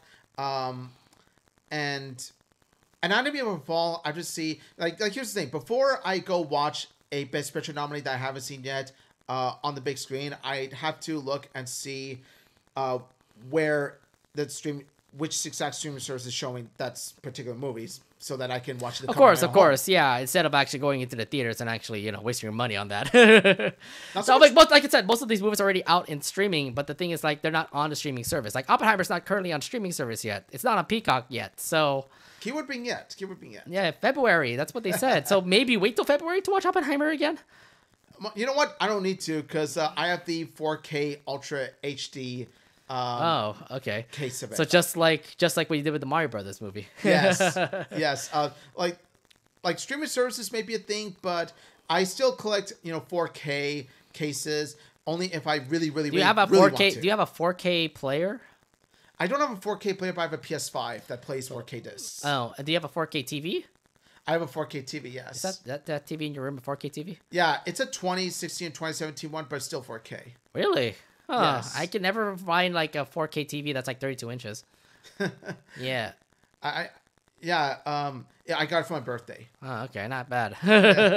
I wasn't able to see like a 4K TV that's like 32 inches, which is in my house. I just can't find a 4K one. So I can find HD, but I can't do 4K, nonetheless. All right, so let's talk about the animation. Since obviously we're the Animation Podcast, we have to talk about the animation categories when it comes to the Oscars. Now, let's obviously want to go straight to the Best Animated Feature. The nominees that we have were quite interesting. What was it? 4 of them we've known. What was it? Spider-Verse is one of them. Makes sense. Boy and the Heron. Nimona, by the way, who got snubbed for the Golden Globes, ended up getting the Oscars this time. Yes, and I'm so happy. Nimona deserves it. And then, what's the last one again? I forgot. Robot Dreams. Yeah, Robot Dreams. And Elemental. Elemental, yes. So, out of those categories, who do you think would actually win that? As much as I really love Nimona, I'm just going to say Spider-Verse is my favorite of the 5, although The Boy and the Heron could pull an upset again, just like they did with the Golden Globes. Yeah, I was surprised about that too, because I was thinking like Spider-Verse is just going to sweep all of the animation categories, but no, we were totally wrong with them actually picking Boy and the Heron. I'm like, no way. Are you serious? Boy and the Heron was okay. Well, like I said it before, was Boy and the Heron good? I thought it was okay. Like visually, I thought it was good. Visually looks okay, but like I like Suzume more, and yet that got snubbed. And actually, this is the reason why we're kind of putting up the title, The Snubs, because I feel like the Oscars snubbed a lot of great categories. Oh yeah, there are 2 movies in particular that got heavily snubbed by the Oscars in the animation feature category, and it leaves me so pissed off, so upset about this. The 2 movies in particular are the Super Mario movie and Suzume. I love both movies. Of course, I'm a huge Mario fan. I'm a big Makoto Shinkai fan, so I do love these movies with all my heart, and it really upsets me how neither of them got nominated for that category. I know. Same with me too. Obviously, Suzume was a big disappointment because like this would be Makoto Shinkai's first ever Oscar nomination. Yet they didn't do it again. I don't know about Makoto Shinkai films, but they never like get nominated. Your Name never got nominated. Yet somehow Suzume got nominated for a Golden Globe, but never got nominated for the Oscar. And I'm like, are you serious, Oscar fan? Like, are you serious, Oscar like judging committee? Can you not see the amazingness that was Suzume? Like, I love that show. I love that movie. Like, for a while, for a long time. I watched it twice, man. It was so good. It was the movie that got me to cry over a chair, okay? That is powerful filmmaking. It got me to cry over a chair. Yeah, it was pretty much that. Symbolism there. Symbolism. I mean, if anything, symbolism did show up in Boy and the Heron, okay? We get the movie. Like, we understand, like, there's a lot of visual aspects. Maybe I feel like I'm watching Spirited Away again. But it wasn't the same feeling of Spirited Away compared to the regular film. So I was like, Boy and the Heron was okay, and it does make sense for them to be nominated considering the fact that they did get the win for Golden Globe. But you got to look at the other nominees that were also there too. You got Elemental, which to be fair, really greatly animated film. Yeah, Elemental was really charming. It was really sweet. And I did like the animation there, how fluid it was, especially on Amber and Wade, how they got, they moved the fire and remember, and the water. Pixar did a lot of work in order for them to actually animate like that. So if anything, a nomination like Elemental makes sense for them to have it here. Nimona, again, I haven't seen it. Omid has seen it before. He said that it's an amazing film. Yes, it really is. So the fact that it got snubbed for Golden Globes, but did get the nomination for Oscars. What are your thoughts on Nimona finally getting that recognition there? I am so blessed. Let me tell you, Nimona is such an underappreciated masterpiece. I feel like it doesn't get as much attention. It doesn't get as much advertising. It doesn't get as much talk as it should, because Nimona is such a fun yet deep movie at the same time. They capture the comedy, but they especially capture the emotion of it. And with, themes about prejudice and all that kind of stuff, and how they delve into the story of the character arc of Nimona herself, what she went through. And then, of course, the shape-shifting was a lot of fun, and the animation is really stylized. Like, everything about it is just superb, and I am so glad that the Oscars managed to do what Golden Globes couldn't. Yeah. Again, I haven't seen Nimona, so I wouldn't actually put my judgment on it, but I've been hearing a lot of people on YouTube been saying it's a really good film. So I'm going to trust their word on it. And the fact that the Oscars actually did announce that was one of the nominees for Best Animated Feature. So I have a feeling that it's a pretty good film. I just need to have time to actually see it. So yeah, there's that. And also the world building. Okay, so another animated feature that never got actually nominated was obviously Omid. You're wearing the hat for it. Super Mario Brothers movie actually didn't get nominated for Best Animated Feature Film. I say it kind of made sense. Omid, you say otherwise. Yeah. Here's the thing. Now, of course, Super Mario Bros. Movie, I knew it wasn't going to win Best Animated Feature. I mean, let's be honest. You're right. There have been stronger animated films out there, but you couldn't have given Mario movie at least one nomination? Just one? Are you kidding me? Not even Best Song either. Not even Best Song either. Are you serious? The Mario movie was very fun. It was very rewatchable. It captured what make the games great to begin with. Okay, but did it actually have an impactful story like Spider-Verse, Nimona? Yeah, I don't know about I would have it to it. So the animation looks great, but then how about the story? How about the world building? How about things of that nature that makes a film so great? Okay, you can argue that the story isn't quite as deep, isn't quite as impactful. It isn't that great. But at the same time, God damn it, the Mario movie is a lot of fun, okay? You cannot tell me that it's not fun. It was just randomness here and there. It wasn't that great compared to for example, Boy and the Heron, yes, it did have a straight storyline of what the boy had to go through, losing his mom and all that kind of stuff, and then the visuals actually kind of make things a little bit happier for him. What was it? Elemental. You saw you see the whole series about fire being a threat to everything around their world, but to say the least, fire is really nice. It's just more why is everybody looking at it that way, and the fact that Wade and Ember actually do make a great relationship together. So there's that. They have a great romance. Yeah, and here's the thing: you also get to see the story behind why fire have been secluded away from the other elements. Yeah, so, I mean, there's some story that's in there that makes the movie great. So I don't find it in Super Mario Brothers movie. I don't see that kind of impact when it comes to a movie like Super Mario Bros. Like to the other nominees than Super Mario Bros. Movie.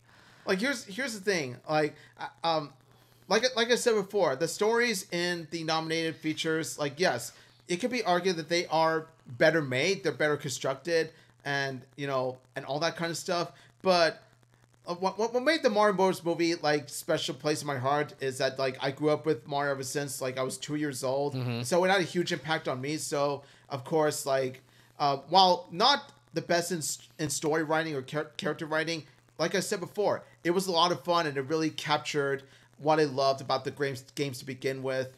But I do see your point of view that the other movies you mentioned, they are, better story-wise, character-wise, and all that stuff. So I will definitely give you that.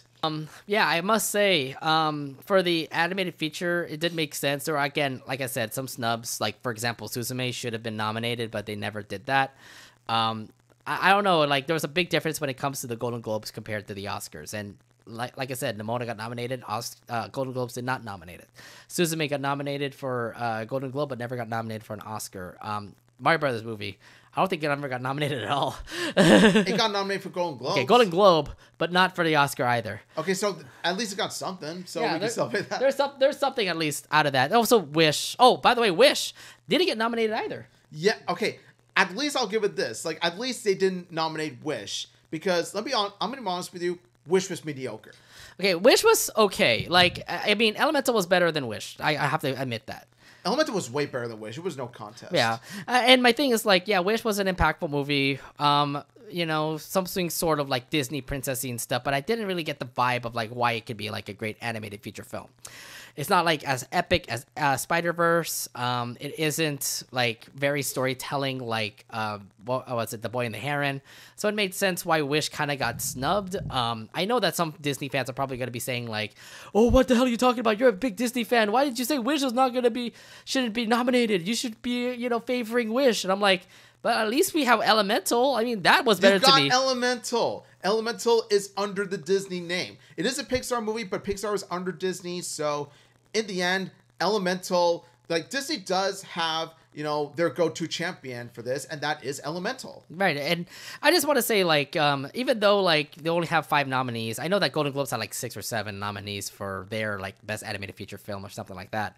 But these are, like, the best 5. And I don't know about Robot Wars because I haven't seen that yet. But for the rest of the 4 that were nominated, I think it deserved that spot. Yeah, like Robot Dreams. I think Robot Dreams. Yeah, sorry, I don't know. I can tell you, like, the nominees that I know that I are not familiar with, I can't really put a name for. Yeah, so yeah, I'm just gonna say right now, like, if Wish was nominated instead of, like, the 2 that I wish were nominated, yeah, I would have had a huge problem with it. But with the ones that they got, Elemental, Spider-Verse, Nimona, and all that stuff, and The Boy and the Heron, I'm totally fine with. They deserve it. Each and every one of them deserve the nomination. So kudos to them, and I'll be happy for whichever wins. Yeah. Now let's actually talk about the best animated short. Now, in that list that we saw over at the Oscar nominations, there were a couple of ones that, well, are unfamiliar to us. But the one thing that came up, and we did talk about this in one of our episodes of the Anination Podcast, was Once Upon a Studio. That didn't get nominated for an Oscar. And obviously I was upset about it. I was like, I'm one of those Disney fans saying, like, yo, this was a great short. I mean, I understand it was supposed to be reflecting Disney's 100. And it was really great because you get to see all the characters all in one picture and how they can interact with each other. And I thought it was greatly animated. It's also in real life. So it's like you have the real life aspect along with the animated characters. And I was thinking, like, this is a good short. But why did he get snubbed? I was like, did you, like, not see what was great in this Disney short? I don't know. What were your thoughts on having it snubbed? Seriously, I honestly thought that it was going to get nominated. But, you know, once I saw Once Upon a Studio, I thought to myself, okay, that's going to get nominated for Oscar Animated Short easily. But no, when I checked the list, lo and behold, I found that Once Upon a Studio wasn't even listed. I'm just like, are you kidding me? Really? But then I had another interesting thought. And the more I thought about it, the more I think to myself, you know, I think maybe the reason why Once Upon a Studio wasn't nominated is because maybe, just maybe, and I haven't seen any of the animated shorts, so, you know, I'll have to take as this, but maybe the animated shorts that were nominated are much more story-oriented than Once Upon a Studio. Because when you look at Once Upon a Studio, it's not really so much story-oriented, so much so as it's trying to create some sort of, like, 10-minute tribute to Walt Disney Animation 100. Yeah, I don't know about it. I mean, I understand this. There wasn't really much of a story. It was just more of, like, all the properties of Disney's 100th year being all in one short. But I still thought it was just absolutely epic to actually see all those animated characters all in one cartoon. I mean, like, old 2D animation being involved with, like, the new animation of Disney. So, you know, that would be great to see, but I guess, like, the Oscars just kind of didn't see that from our perspective. Oh, yeah, like, from our perspective, like, keep in mind, from our perspective, we loved it so much because we're huge Disney fans. So, honestly, like, Once Upon a Studio was a 10-minute masterpiece in our books. And it managed to be the tribute to Disney 100 that Wish wishes it was. Yeah, but again, Wish was not the best, like, kind of film to actually bring up Disney 100. But in the eyes of the Oscars, in the eyes of the Oscar voters, maybe they thought to themselves that Once Upon a Studio, while it may be charming as a Disney tribute, doesn't really stand out when you consider animated short film. Because in order to be a short film, it has to have a story, a deep story, and well-developed characters behind it. Look at the best animated short film list. Letters to a Pig, 95 Senses, One Our Uniform, Pachydermy, War is Over. I'm kind of wondering, like, what makes these shorts, like, special? I'm looking at the titles, too, and I'm like, maybe there's something in the title that makes me think that it's actually good. Yeah, here's the thing. Before the Oscar nominations list came out, I'll be honest, I never heard of any of these shorts. Nate, have you? I'm not. I haven't either, so I'd have to look up, research each of these animated shorts to see what makes them tick, what makes them stand out as the Oscar-nominated shorts, so that, I could see, so that I can see from the Oscars' point of view why it got nominated. So, yeah, honestly, when it comes to any of them, I have to see for myself which stands as the best one. Yeah. So, I mean, I understand there were a lot of snubs here and there when it comes to the animation. I know that there's some movies that we wanted to actually be in, like, the best animated feature nominee, but it didn't happen. Best animated short, we don't know what those shorts are. One short that we wanted was supposed to be in the Oscars, but didn't happen. Again, a lot of snubs that Oscars has been doing, and we've been talking about this every time we watch the Oscars. Snubs always happen, and a lot more snubs actually are going to be coming up once we actually go down through all the nominees. Because now it's time for us to pick our winners for the Oscars this year for 2024. So let's go. As I bring up the sheets, it's loading up right now. As I bring up the sheets, let's actually go ahead and actually talk about the nominees that are going to be in the Oscars. So let's go. Let's start from the bottom up. So best visual effects. The creator, I don't know that movie. Godzilla -1, a Japanese film. Guardians of the Galaxy Volume 3, yes, the final Guardians of the Galaxy movie. Mission Impossible: Dead Reckoning, and Napoleon. Omid, you already picked up Godzilla -1. Why do you pick that for your best visual effects?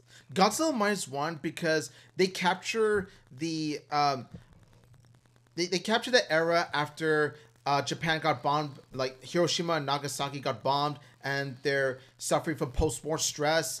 And lo and behold, their troubles are only just begun because they got like a huge, mighty, dinosaur monster named Godzilla. And let me tell you, they capture Godzilla the monster so visually appealing. Like right down from the scales to the eyes, like Godzilla looks deathly frightening, and they capture him like so. Like, honestly, they capture him so visually stunning. It's so visually amazing to see Godzilla be like in the best design that he could be. And for all these reasons and more, Godzilla -1 is my pick. For me, I have to say, you know what? I mean, to give props out to Guardians of the Galaxy, as long as they were nominated, that's actually really good for them because the visual effects in that movie was just absolutely stunning. Then again, it's Marvel that we're talking about. They have the budget to actually make all these visual effects amazing. Mission Impossible is actually pretty cool. The fact that, for example, Tom Cruise does his own stunts and all. So doing all those action phases must have cost a fortune. But yeah, I mean, I haven't seen Godzilla -1, but I'm gonna give you a word for it because it looks pretty amazing from what I saw in the film, from what I saw from the trailers. So yeah, I will also go Godzilla as well for that one. Best sound. Now, I guess it's just the sound overall of the film. The creator, Maestro, Mission Impossible: Dead Reckoning, Oppenheimer, and The Zone of Interest. I think we already got our opinions on one film. Oppenheimer. Okay, so why best sound? Oppenheimer because, let's be honest, Oppenheimer, they captured the sound so bombarding, so epically, so booming. Like, whenever I watch Oppenheimer and then I watch specifically the bomb scenes or some iconic scenes in which sound like pretty much boomed the theater, I think to myself, yeah, Oppenheimer really mastered the sound. So Oppenheimer for you. You know what? I have to watch Maestro to actually see if I can actually compare it to best sound, because I would imagine like the movie of like a maestro just conducting with like the whole entire orchestra would be sounding epic. But for now, I would say Oppenheimer 2. So I'm going to pick my also choice to put Oppenheimer 2. So next up, Best Film Editing. Now, Best Film Editing has 5 movies for this one. Anatomy of a Fall, The Holdovers, Killers of the Flower Moon, Oppenheimer, and Poor Things. 3 of those films I'm kind of like looking into for Best Film Editing, but Omid, is Oppenheimer your choice for that one? Oppenheimer's my choice for that one. Okay, so why editing?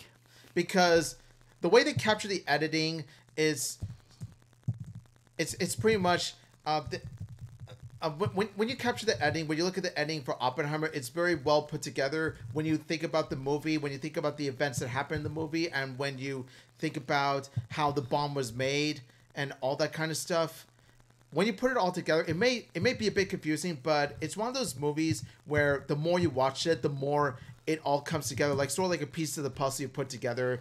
And I like the way Christopher Nolan does that sort of filmmaking, like that's some sort of like film editing on his part. Now I'm aware that film editing was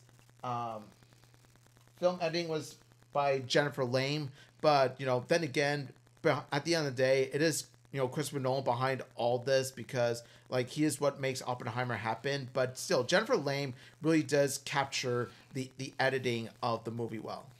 I'm going to go differently on this one because Oppenheimer did feel confusing when it came to editing. I understand that everything was just all populated in one's perspective with Oppenheimer, the other's perspective with Robert Downey Jr.'s character. But I know they're supposed to all mesh into one. Yes, I understand that. But I feel like it could have been like a little bit more telling. I love the formula of that, but it did feel confusing in the beginning of the movie. So I'm actually going to give my editing out to Killers of the Flower Moon because I feel like that needed some recognition because that film was also pretty good as well. So I'm going to give that to Killers of the Flower Moon. All right, next up. Best production design. This is talking about like the overall design of the whole movie itself. We have Barbie, Killers of the Flower Moon, Napoleon, Oppenheimer, and Poor Things. So, Mead, your thoughts on who do you think will take production design? Okay, now I have to put my Oppenheimer fanboyism aside. Like I have to put my Oppenheimer bias aside for a moment, and I'm gonna have to say Barbie. Okay. Because Barbie's production design is so livid. It's so colorful. It's so stylized. It really does. They really do capture Barbie Land so well. Like based on not just the color pink, but also the mood, the atmosphere, like how they capture Barbie Land to be all pretty poppy and all that kind of stuff. And not only that, but they also do a good job in contrasting it with the real world. That's what I like about it. With the production design, it's a contrast between two different worlds. For me, I think. Sorry. Thank you for actually putting my point over there, by the way, Omid, because I was thinking Barbie as well. I see. Look, the way that they made the designs of the whole houses and everything in that movie was just absolutely brilliant. Like you may seeing that Barbie dream house and plus the beach and stuff like that, and even having Los Angeles in the middle of nowhere. I think like everything was just absolutely great, especially when you have a Barbie land looking like that. So no doubt the production looks great, and I go for Barbie as well. So Barbie for me in that one. Next up is Best Original Score. Now, we have 5 movies for that one. American Fiction, Indiana Jones and the Dial of Destiny, Killers of the Flower Moon, Oppenheimer, and Poor Things. I mean, when you talk about original score, what are your thoughts, and who do you think will win this one? Okay, first and foremost, I have to point out one thing. The only reason why Indiana Jones Dial of Destiny got nominated for anything, any Oscar, is because of John Williams himself. Because, yes, Dial of Destiny is absolute crap. It is the worst movie I've seen in 2023. But John Williams always captures the score no matter what movie. First of all. Second of all, Oppenheimer. Okay. Because Oppenheimer, Ludwig does a fantastic job in capturing the score so epically. And not only that, but the score fits the mood, it fits the tone, and it fits the dark, heavy subject matter of Oppenheimer itself. In my case, when I look back at this, I was thinking, well, here's the thing. I think when it comes to original score, it has to be like the mystery of the sound and everything of intriguing. And I think Oppenheimer definitely takes the cake when it comes to it because like everything in that movie just felt so mysterious because you know that an atomic bomb is going to happen. It's like, when is it going to happen? When is it going to happen? You just feel the intensity of like everything when it comes to the film when you hear the sounds of it coming around. So I would say the same thing. I would also go with Oppenheimer too. Cool. All right. Now, next is best song. Now, best original song obviously is the best song that is in a film. There are two Barbie songs, by the way. One of them is "What I Was Made For" by Billie Eilish, and "I'm Just Ken" by what was it, Ryan Reynolds. There's also three other songs as well. Wazaze, Song for My People from Kills the Flower Moon, Never Went Away from American Symphony, and The Fire Inside from Flame and Hot, which is the Hulu film. That's interesting. I didn't know that actually would become a best song. So, Omid, you have 5 songs there. What's your favorite out of this one? I'm Just Ken. Anywhere else I'd be a 10. Yes. Okay. So you like it just because of the comedy in that, or what? Not only that, but I'm Just Ken, I feel, is the most iconic song in the movie. Now, yes, What Was I Made For? I'm not going to deny. It sounds so soothing, so beautiful, and really captures the emotion. But I'm Just Ken, let's be honest, that's pretty deep too when you look at it. When you look at the fact, when you look at Ken's character development in this, and you see Ken feels like a somebody in the real world, whereas in the Barbie land, he felt like a nobody. I think that I'm Just Ken is deeper than what people give it credit for. It's more than just a fun song. It's actually pretty deep when you really look at the subject matter of it. And also it's helped by the fact that you got all the Kens coming together. Ryan Gosling, Simu Liu coming together and just like making this musical song so grand and epic. I'm Just Ken. And so I loved it. Okay, you know what? As long as I'm Just Ken got nominated, I'm okay with that. But, bruh, What I Was Made For was undoubtedly like an amazing song. It did win the Golden Globe. Props out to Billie Eilish, by the way. It did win the Golden Globe, and I have a feeling it actually will win the Oscar because of the meaning that came into that song. And plus, like, it's so soulful. Like, I get it. It's like so quiet. It's so calming, and it's supposed to be the pinnacle of the movie Barbie. So I think this was definitely a really great song to actually listen to while that whole ending of the movie happens. So yeah, I'm gonna go What I Was Waiting For because yeah, it's great. All right, next up, best makeup and hairstyling. Golda, Maestro, Oppenheimer, Poor Things, and Society of the Snow. Here's one thing that I want to bring up. Why was Barbie snubbed in this? Seriously. Why was Barbie snubbed in this? I swear to God, they like look at everybody, look at the costumes and the makeup they were doing. The hairstyles were great for everybody, every Barbie that was out there, and even the Kens were even having like some amazing hairstyles here and there. What made that not have a nominee either? I was just so angry. Why not Barbie in this one? It's going to be weird for me to say this, but out of all the Barbie snubs, I think this is the one that pissed me off the most. Because yeah, Barbie, the makeup and hairstyling was one of the movie's best features. Like they captured the hairstyle and they captured the makeup of each Barbie and each Ken. Not only that, but it also made each Barbie and each Ken distinct from one another. Mm-hmm. Like I remember the messed up Barbie. Yeah. Oh, you mean was it Kate McKinnon's character? Kate McKinnon's character. They especially captured the makeup and hairstyling of her down to a T. Oh yeah. So. If Barbie was nominated there, I would have said Barbie. But based on what I've seen here, I'm just gonna say for makeup and hairstyling, I'm gonna say Maestro.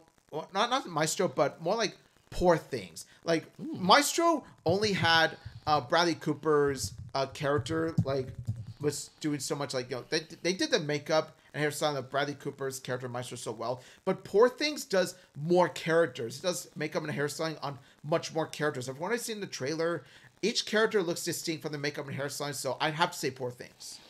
It's gonna be hard for me to actually pick up just because I only watched Oppenheimer from this list of like movies that over there. Society of the Snow looks interesting. Poor Things, like you said, Omid, you had your thoughts on that. Oppenheimer is just basic, they look great while a bomb happened. I think that's the thing. Like Oppenheimer, each of the characters looked pretty human. They looked pretty normal. Mm-hmm. Oh, for me, I would have to say Maestro. I want to try that out and see if Maestro can get that there. So Poor Things for me, Maestro's for you. Yep. Next up, best costume design. We have Barbie, Kill of the Flower Moon, Napoleon, Oppenheimer, and Poor Things. Now, Omid, are you going to pick Oppenheimer because of the costume design, or are you going to pick another movie? Again, I'm sorry, Oppenheimer. I love you. You're my favorite movie 2023, but I'm going with Barbie on this one. Okay.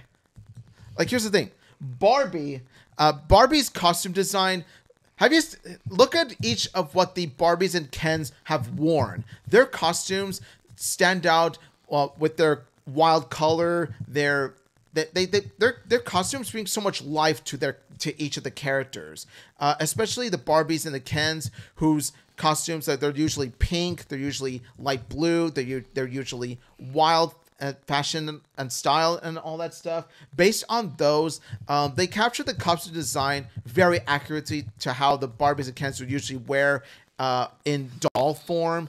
And so based on that, I would definitely say that based on the things I mentioned, how each of the costumes complement the characters, I'm going Barbie. No doubt about it. I mean, you can see Napoleon's old historic outfits, Oppenheimer's, suits that they wore. I don't know about poor things. I'm assuming those are like poor people clothes and stuff. I would imagine that would be second place, but I do have to give it to Barbie. It does look amazing for Barbies to, dress up like that. All right, next up, cinematography. Now we have 5 films for that one. El Conde, Killers of the Flower Moon, Maestro, Oppenheimer, and Poor Things. So, Mead, what are your thoughts and who you picking on this one? I would say the best cinematography, honestly, I'm going to give it to Oppenheimer because of how they captured the bomb scenes and how they captured the crew making the bomb and how each scene cuts from Oppenheimer to the bomb to another Oppenheimer moment to another bomb moment. And each scene moves so fluently. And especially, like I said, with the bomb scene and how they managed to capture the bomb scene with no CGI at all. It all looks so amazing. They didn't even have to use CGI to capture it. That's what's so amazing about this. So yes, honestly, I'm gonna say Oppenheimer. Yeah. For me, I would actually say the same thing too. I actually looked at like all those categories that are out there, and the way that they cleverly make the movie like switch from different point of views, especially the interview scene, the history of how they made the atomic bomb, and of course the confirmation hearing for a person in Congress. That was also pretty epic too. So if anything, I do like the way that they kind of like all have separate point of views, all merging into one. And that one I think would actually be best in the cinematography part. So yes, I do say Oppenheimer as well. So yeah. All right, next up, I did skip a couple of things like best documentary film, which I don't know about, best animated short film. We're gonna do that later, okay? Let's actually go to the big ones right now because we're going straight to like those big awards now. Now, best animated feature. Again, we've already talked about this. The snubs that have happened here. But now it's actually time for us to actually say what we think, who you think is going to win. Omid, out of all those 5 categories, what's your thoughts on who you think is going to win the Oscar for Best Animated Feature? I'm at the point where I'm just like, each of these animated features, well, I can't really speak about Robot Dreams, but each of the 4 or 5 movies I've seen, they stand out as really outstanding. They stand out as really creative. They stand out with such great story and characters that honestly any one of them could win and it'd be very well deserving. So I'm gonna have to say, as much as I love Nimona, as much as I'm proud of it getting an Oscar nominated category, I'm gonna say Across the Spider-Verse. All right, wow. So not Boy and the Heron like what everybody else was saying in the Golden Globes. So what makes it different compared to like Boy and the Heron and Spider-Verse? I think it's more along the lines of just because it got nominated at one award ceremony doesn't mean it's going to be nominated for another. Because when you look back at, say, 2019, you notice how in that same year, The Missing Link won an animated feature film for, Golden Globes, but then Toy Story 4 got won for Oscars. So sometimes it happens where some Golden Globe winners are different from some Oscar winners. Yeah, and I understand that too, but the signs are kind of pointing towards Boy and the Heron actually winning after the Golden Globe win. But I do have to say, Spider-Verse, no doubt. That was my pick for winning the Golden Globes, yet it didn't happen. And I hope it actually happens this time around for the Oscars. So I'm also picking Spider-Verse too. Yeah. Next up, Best Writing, Original Screenplay. So this is for the original screenplay nominee. The nominees are Anatomy of a Fall, The Holdovers, Maestro, May December, and Past Lives. None that you know of, but you're thinking of Holdovers, is that right? Yes, Holdovers. I've only seen Holdovers out of the five or six in this category, but Holdovers was definitely such a solid movie with a strong script, especially in the second half. It's pretty much a bonding story of a cranky teacher and a troubled but brilliant kid, and I do like how they form some sort of like bond where it's like a father-like son-like bond, and also along with a school cafeteria lady. I feel like the friendship between the three was so well done. The script was very sharp, and especially in the second half where the story gets really good, especially with the messages of the story being true and relevant and all that stuff. It's just, yeah, honestly, Holdovers is my pick. You know what? What was it? My roommate actually told me that Past Lives was actually a really good film, so I'm actually gonna pick that. So yeah, that's my pick for original screenplay there. I'm saying Holdovers is great, so I have to see how that is. I mean, I haven't seen it. I also haven't seen Past Lives, but I do want to try out to see if Past Lives actually, I want to see Past Lives too. I want to see each and every one of these. So, oh yeah. Yeah. Now let's go for adaptive screenplay. Now these are the ones that actually did have like the nominees that we know to our hearts about, like what movies actually were nominated for this category: American Fiction, Barbie, Oppenheimer, Poor Things, and The Zone of Interest. I mean, adaptive screenplay. What are your thoughts? Who do you think is gonna win that one? Oppenheimer. Okay, so why? Oppenheimer, because let's be honest. When you look at the story, when you look at the deep themes, including the consequences of building a bomb, and then when you look at Oppenheimer, the character as a whole, like he's a genius, yet he has his own flaws. And when you look at his rivalry with Louis Strauss, when you look at all of it and how the story is so grand, so epic, and about how the bomb was created in the first place, then the crew going behind the scenes making the bomb, and then especially when you get to the last third of the movie where everything pretty much everything all builds up into a sort of a everything pretty much builds up to the end to where Oppenheimer doesn't get security clearance, and it delves more into Oppenheimer's guilt of the lives that he destroyed because of his contribution, like making the bomb and all this stuff. When you look at it, the story is just so deep, enriching, and just so well written, and I expect no less from Christopher Nolan himself. So yes, Oppenheimer. It made me decide between both Barbie and Oppenheimer because, again, Barbieheimer was both amazing movies. Barbenheimer. I mean, I would love to pick Barbenheimer, but I have to pick one, unfortunately. It's tough to pick because I actually would pick Oppenheimer because it was really great of a story that was made. I know it's supposed to be based off a book talking about Oppenheimer, and it definitely does delve into like the history of Oppenheimer making the atomic bomb and the future that it happened when he made that thing. So yeah, I would go with Oppenheimer for adaptive screenplay. All right, let's go quickly for these last couple of roles before we end up going to the best picture. So these are now more towards best actor, best actresses. So let's actually go to the supporting roles part right now. To the best actress in supporting role, 5 nominees: Emily Blunt, Danielle Brooks, America Ferrera, Jodie Foster, and Divine Joy Randolph. Omid, when you look at these 5 nominees, who do you think is your favorite? I would definitely say Emily Blunt, but from Oppenheimer, from the way that she captured the role of Oppenheimer's love interest. She's not that one other love interest that Oppenheimer had, right? That one was played by Florence Pugh, whereas this is Emily Blunt. Okay.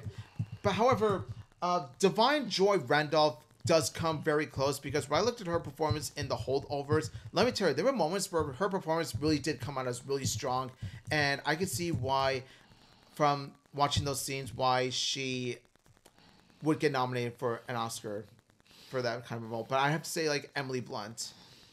Oh man, this is gonna be tough. Jodie Foster is great. America Ferrera did a really good job at Barbie, being a supporting actress in that movie. Emily Blunt, you know what?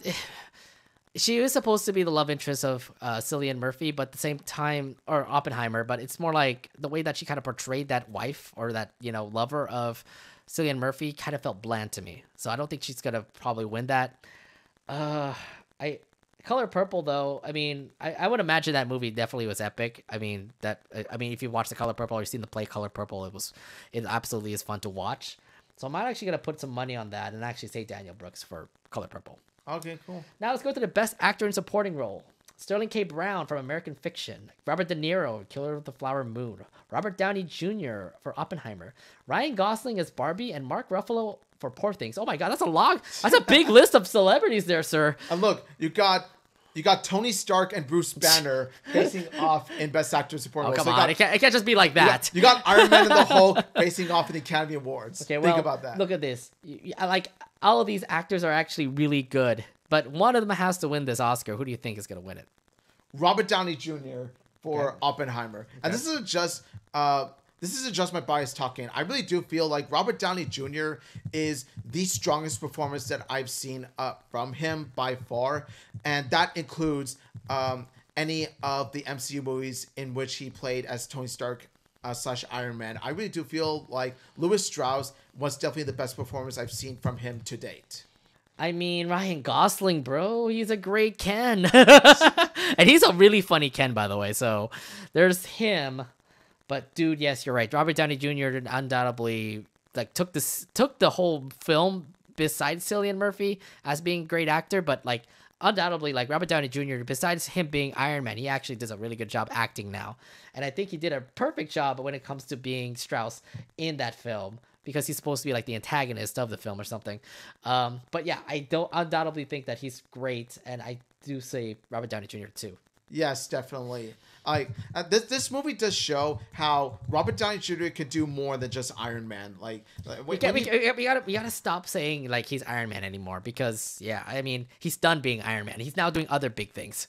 Yeah, he is, and I do wish him the best luck in the future with scenes like this. Yes. Now let's go to Best Actress in a Leading Role. We have Annette Bening for Nyad, Lily Gladstone for Kills of the Flower Moon, Sandra Hüller for Anatomy of a Fall, Carey Mulligan for Maestro. Carey Mulligan, ooh, I haven't seen her in quite a while, and Emma Stone for Poor Things. Omid, what do you think on this one? As big of an Emma Stone fan as I am, I'm sorry, Emma Stone, I love you, but I have to say Lily Gladstone. Okay. Kills of the Flower Moon, I wasn't the biggest fan of Kills of the Flower Moon. I thought it was good, but not great. But let me tell you, Lily Gladstone's performance was the best thing about the movie. Easily the best part about it. Because it showed... Lily Gladstone really does a good job in capturing the suffering of an Indian woman who is married to a man who is secretly killing her people behind her back. And this is all the while she is suffering from an illness. So Lily Gladstone, with her performance, really does capture the sadness and the emotion and the suffering of this poor Indian woman going through all that. And I would say that based on her raw performance as that character, Lily Gladstone just deserves it the most, in my opinion. You know who deserves it the most? Margot Robbie. Why is she not nominated? I was pretty surprised by that. I was actually kind of surprised by that. Yes, I am. That's the thing about it. I got snubbed again. Somebody did not tell me that Margot Robbie did not get nominated for an Oscar. What the heck? She's actually perfect for an actress role as Barbie. She's a perfect Barbie. What the hell are you guys doing, Oscars? I am so angry at y'all for doing that. Yeah, seriously. I think that... I don't know what it is. Maybe the Oscars name themselves. Yeah, okay, they feel like they missed out on a lot of couple things, and that's why it kind of makes me so irritated sometimes, especially this year. There are so many things that got snubbed that I was thinking okay, animated feature is one thing, animated short film was another thing, actors and actresses are also being a thing as well, and now I'm like, Margot Robbie should have gotten that lead actress, because she was perfect. She was perfect Barbie. She really did capture the Barbie role so well, especially when she went through the existential crisis. Yeah, exactly. Phase. That whole thing where she was in the real world and she was dealing with everything that was going on there. It's not the same as Barbie Land. So I'm like, yo, she did amazing job. Plus, she had that down moment too, and it was seriously, Margot Robbie. Or is it true that whatever Helen Mirren was saying, note to the directors, don't ever bring Margot Robbie into a scene like this. I was like, or it could be that. There's a reason why she decided not to be an Oscar winner. I'm like, wow, they listened to Helen Mirren. And I'm thinking to myself, okay, even if Margot Robbie was nominated for that category, I wouldn't exactly pick her. I would still pick Lily. But Margot Robbie, I feel, should have at least gotten a nomination. At the very least. Exactly. Now I have to actually pick with these other 5. I'm so sorry. Yeah, I really hope that the Oscars actually know better. Margot Robbie should have been at least a nominee in the lead actress role. That one already just goes to Emma Stone. I think Emma Stone, whoever, she won the Oscar for, she won the Golden Globe for Best Actress for her movie in Poor Things. So I'm assuming it's gonna lead on to a Best Actress role in the Oscars this time. Yeah. See, I'm angry because of those snubs, man. I mean, the snubs does literally get a person. So. I think I feel. Okay, we're leading up to the final categories for the Oscars. Let's talk about Best Director. We have Justine. Best Actor. Oh, sorry, Bob. We brought the Best Actor too. Thank you for letting me know because we're going straight to directing. All right, actor. Bradley Cooper for Maestro, Coleman Domingo for Rustin, Paul Giamatti for The Holdovers, Cillian Murphy for Oppenheimer. Cillian Murphy. Cillian Murphy? Okay. And then Jeffrey Wright for American Fiction. Well, that's a lot of good actors too, but I think one already stands out. I mean, what's your favorite? Cillian Murphy. Okay. Cillian Murphy, because based on his emotional performance, based on his facial expressions, based on his mannerisms, based on how he captures the performance of a Dr. Robert Oppenheimer, who, like I said before, he is a genius. He helped make the bomb happen. He's American Prometheus, but even he has his own flaws. Like he's prideful. He's a martyr. He's a womanizer, and all that kind of stuff. And I feel like with Cillian Murphy's performance as Oppenheimer, he really does capture. He really does. He inserts himself into the role of Oppenheimer. Like I feel like he studies the character, and that's why he nails it down to a T. When you look at Cillian Murphy as Oppenheimer, you'd see Oppenheimer. You'd see a man who has made a bomb that has killed a lot of people in Hiroshima and Nagasaki, and he feels like the blood is on his hands. And especially like during the end where he pretty much has a conversation with Einstein regarding it, and then after Einstein leaves, he pretty much looks at the pawn or whatever, and then you can see the guilt in his eyes. Like you also get to see like the vision that also happens like in his mind, where like the whole world is being destroyed by bombs and stuff. Yes. So yeah, you can just see that little contemplation that he did after making the A-bomb. So yeah. So yes, I would definitely say that for all these reasons and more, Cillian Murphy. I think you pretty much like nailed everything on the head there. Yeah, so Cillian Murphy, undoubtedly, he did an amazing job as Robert Oppenheimer. I think he definitely did an amazing job being an actor and stuff. And I understand like Cillian Murphy has been in a lot of other things too, but this one that'll be one of his biggest roles, and he definitely does deserve this lead actor award for the Oscars. No doubt about it. All right. Let's head over to the director. We're on to the final pace of awards here. Yes. Let's go to the best director. Justine Triet for Anatomy of a Fall. Martin Scorsese for Kills of a Flower Moon. Christopher Nolan for Oppenheimer. Yorgos Lanthimos for Poor Things. And Jonathan Glazer for The Zone of Interest. Christopher Nolan. Come on. Okay. Christopher Nolan is our guy. Go ahead. Christopher Nolan's my guy, and Oppenheimer is no exception to this. Like I said, with this fantastic directing, he manages to create a ambitious, epic, powerful movie about a man who pretty much has the blood on his hands, the weight on his shoulders, because he created what is essentially a deadly weapon.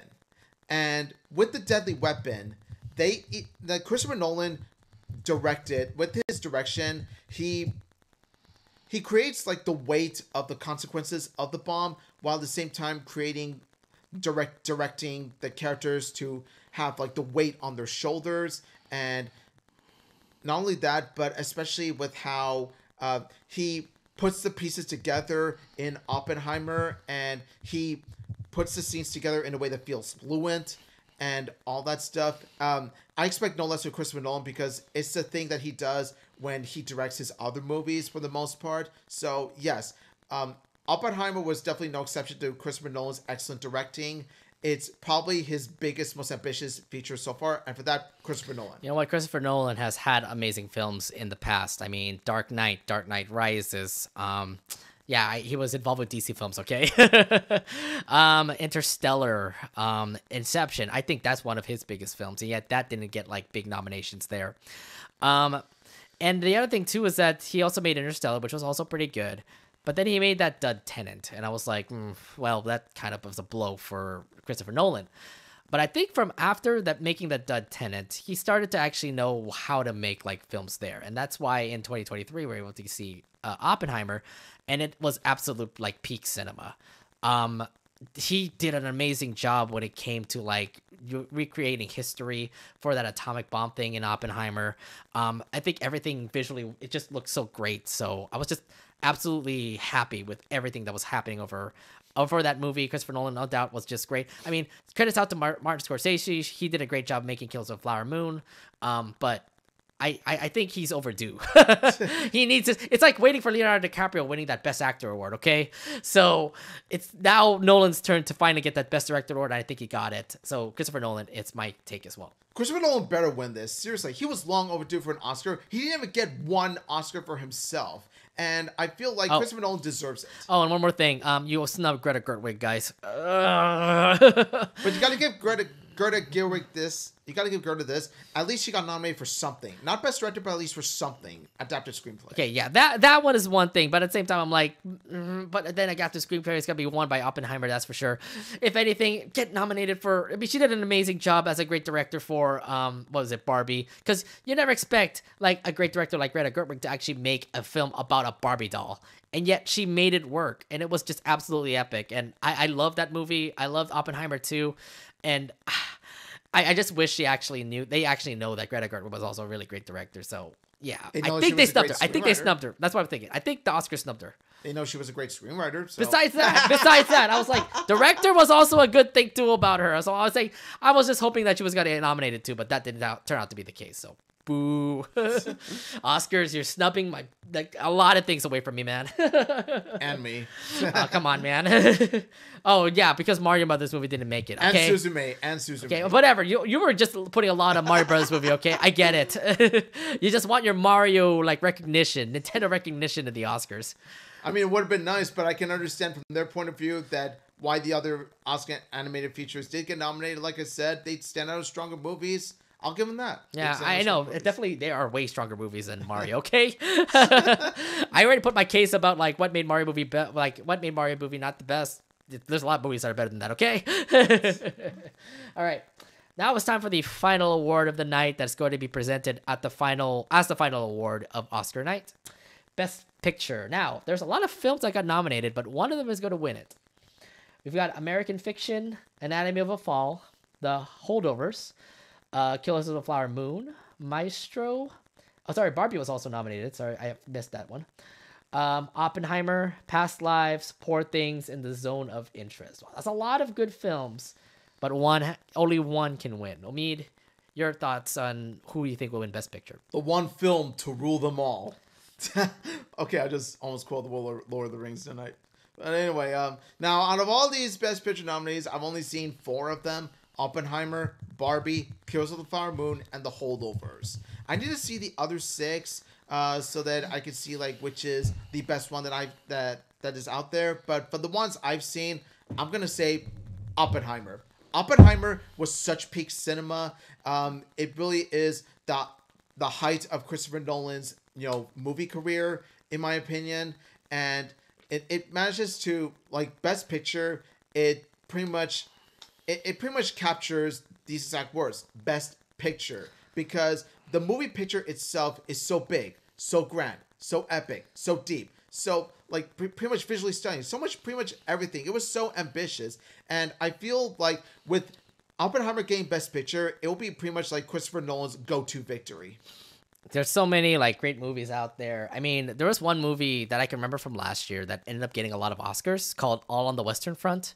So that movie was surprising everyone, that we were thinking like that could win Best Picture, but it didn't win Best Picture. That went to Everything Everywhere All at Once, by the way. Great movie, by the way. And I was like, yes, an amazing film. I was undoubtedly saying like that was an amazing film. Everything Ever All at Once, I was happy to.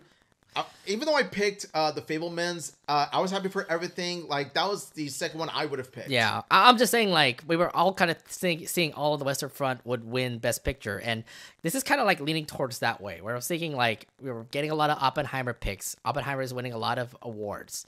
That out of all places, the Best Picture can go to someone else. I'm looking at all the nominees, and I'm seeing Barbie not being one of them. Sorry. I mean, I love Barbie. I love that film, but it doesn't really have that, like, stunning. It doesn't have that kind of, like, thing, that vibe that kind of tells me it's the Best Picture. All Killers of the Flower Moon. Great story, by the way. I think that's also really good of a film, but again, facing off against Oppenheimer is another thing too. And Oppenheimer, I mean, I know that I'm just gonna be surprised in the Oscars if Oppenheimer doesn't get Best Picture.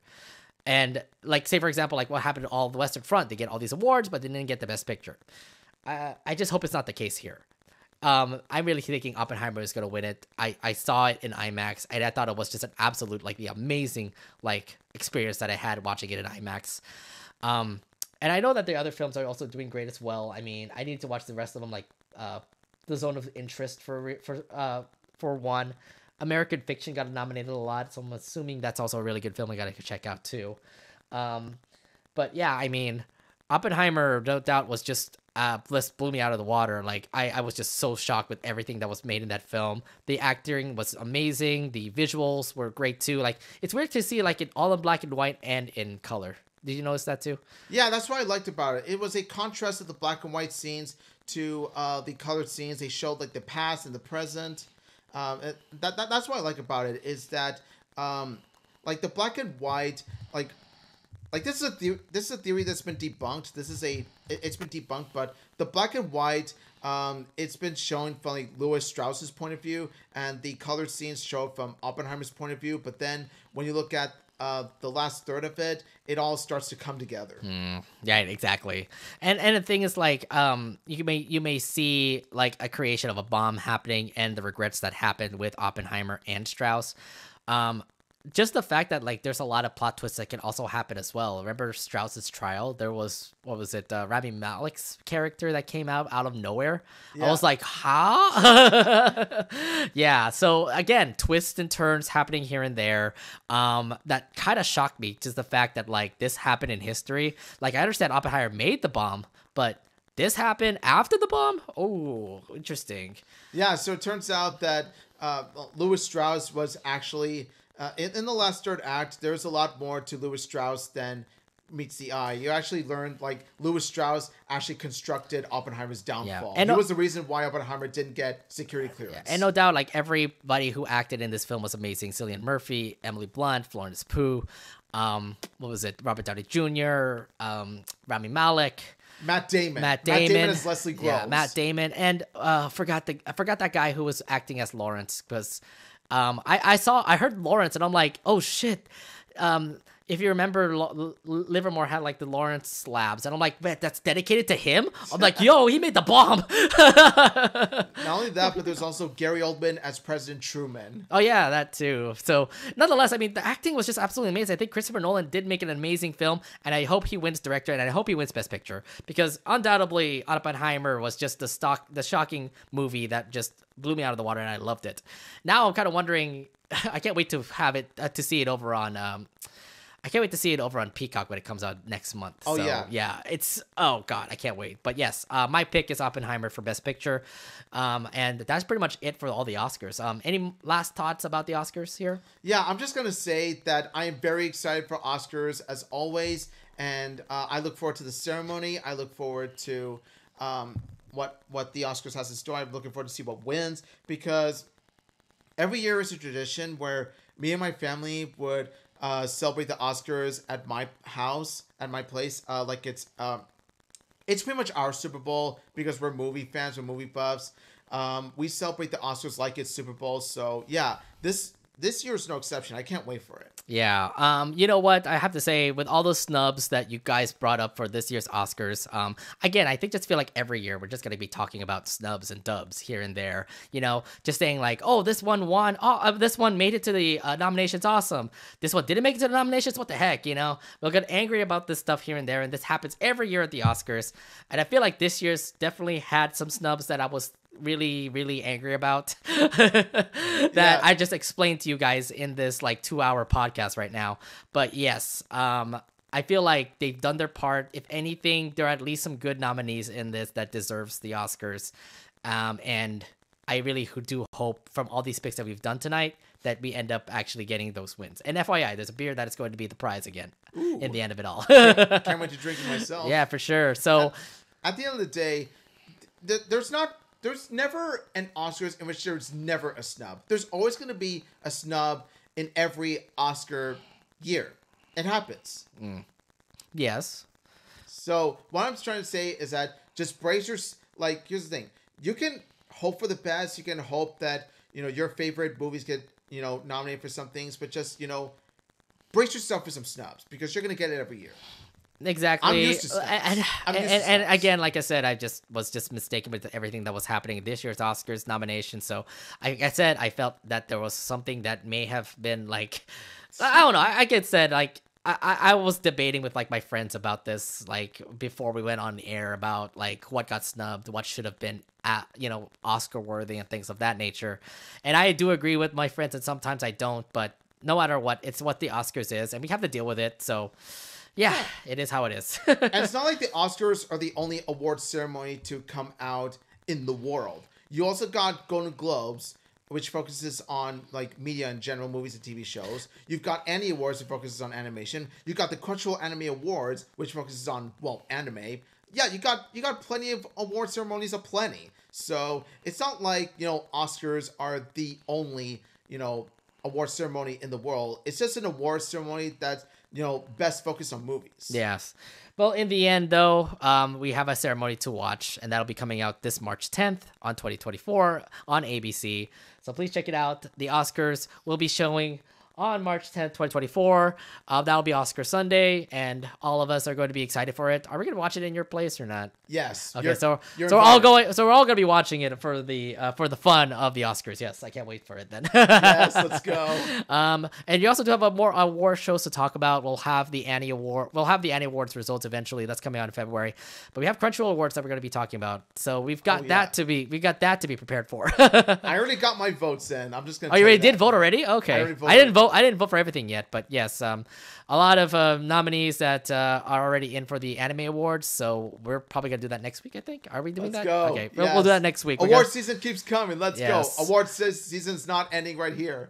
All right, we're going to be going back into anime next week, and then, of course, if any more animation news comes up, we are going to bring it out to you guys here on the Anination Podcast, but that is it for us here this week. Make sure you follow us on Twitter, Instagram, Threads and Mastodon. That's all of our social media sites there. And of course, if you guys are watching on YouTube, we always record our episodes live here on YouTube. We also do have recorded episodes that is going to be edited. That'll be up on YouTube. Up on YouTube later on. But that is pretty much it for us here. Thank you very much for watching us here on YouTube. We'll be back next Wednesday for another recording of the Anination Podcast. But until then, we'll see you guys on the next one. Peace. Take care, guys. All right, bye, everybody. See you guys in the next one. Have a good day.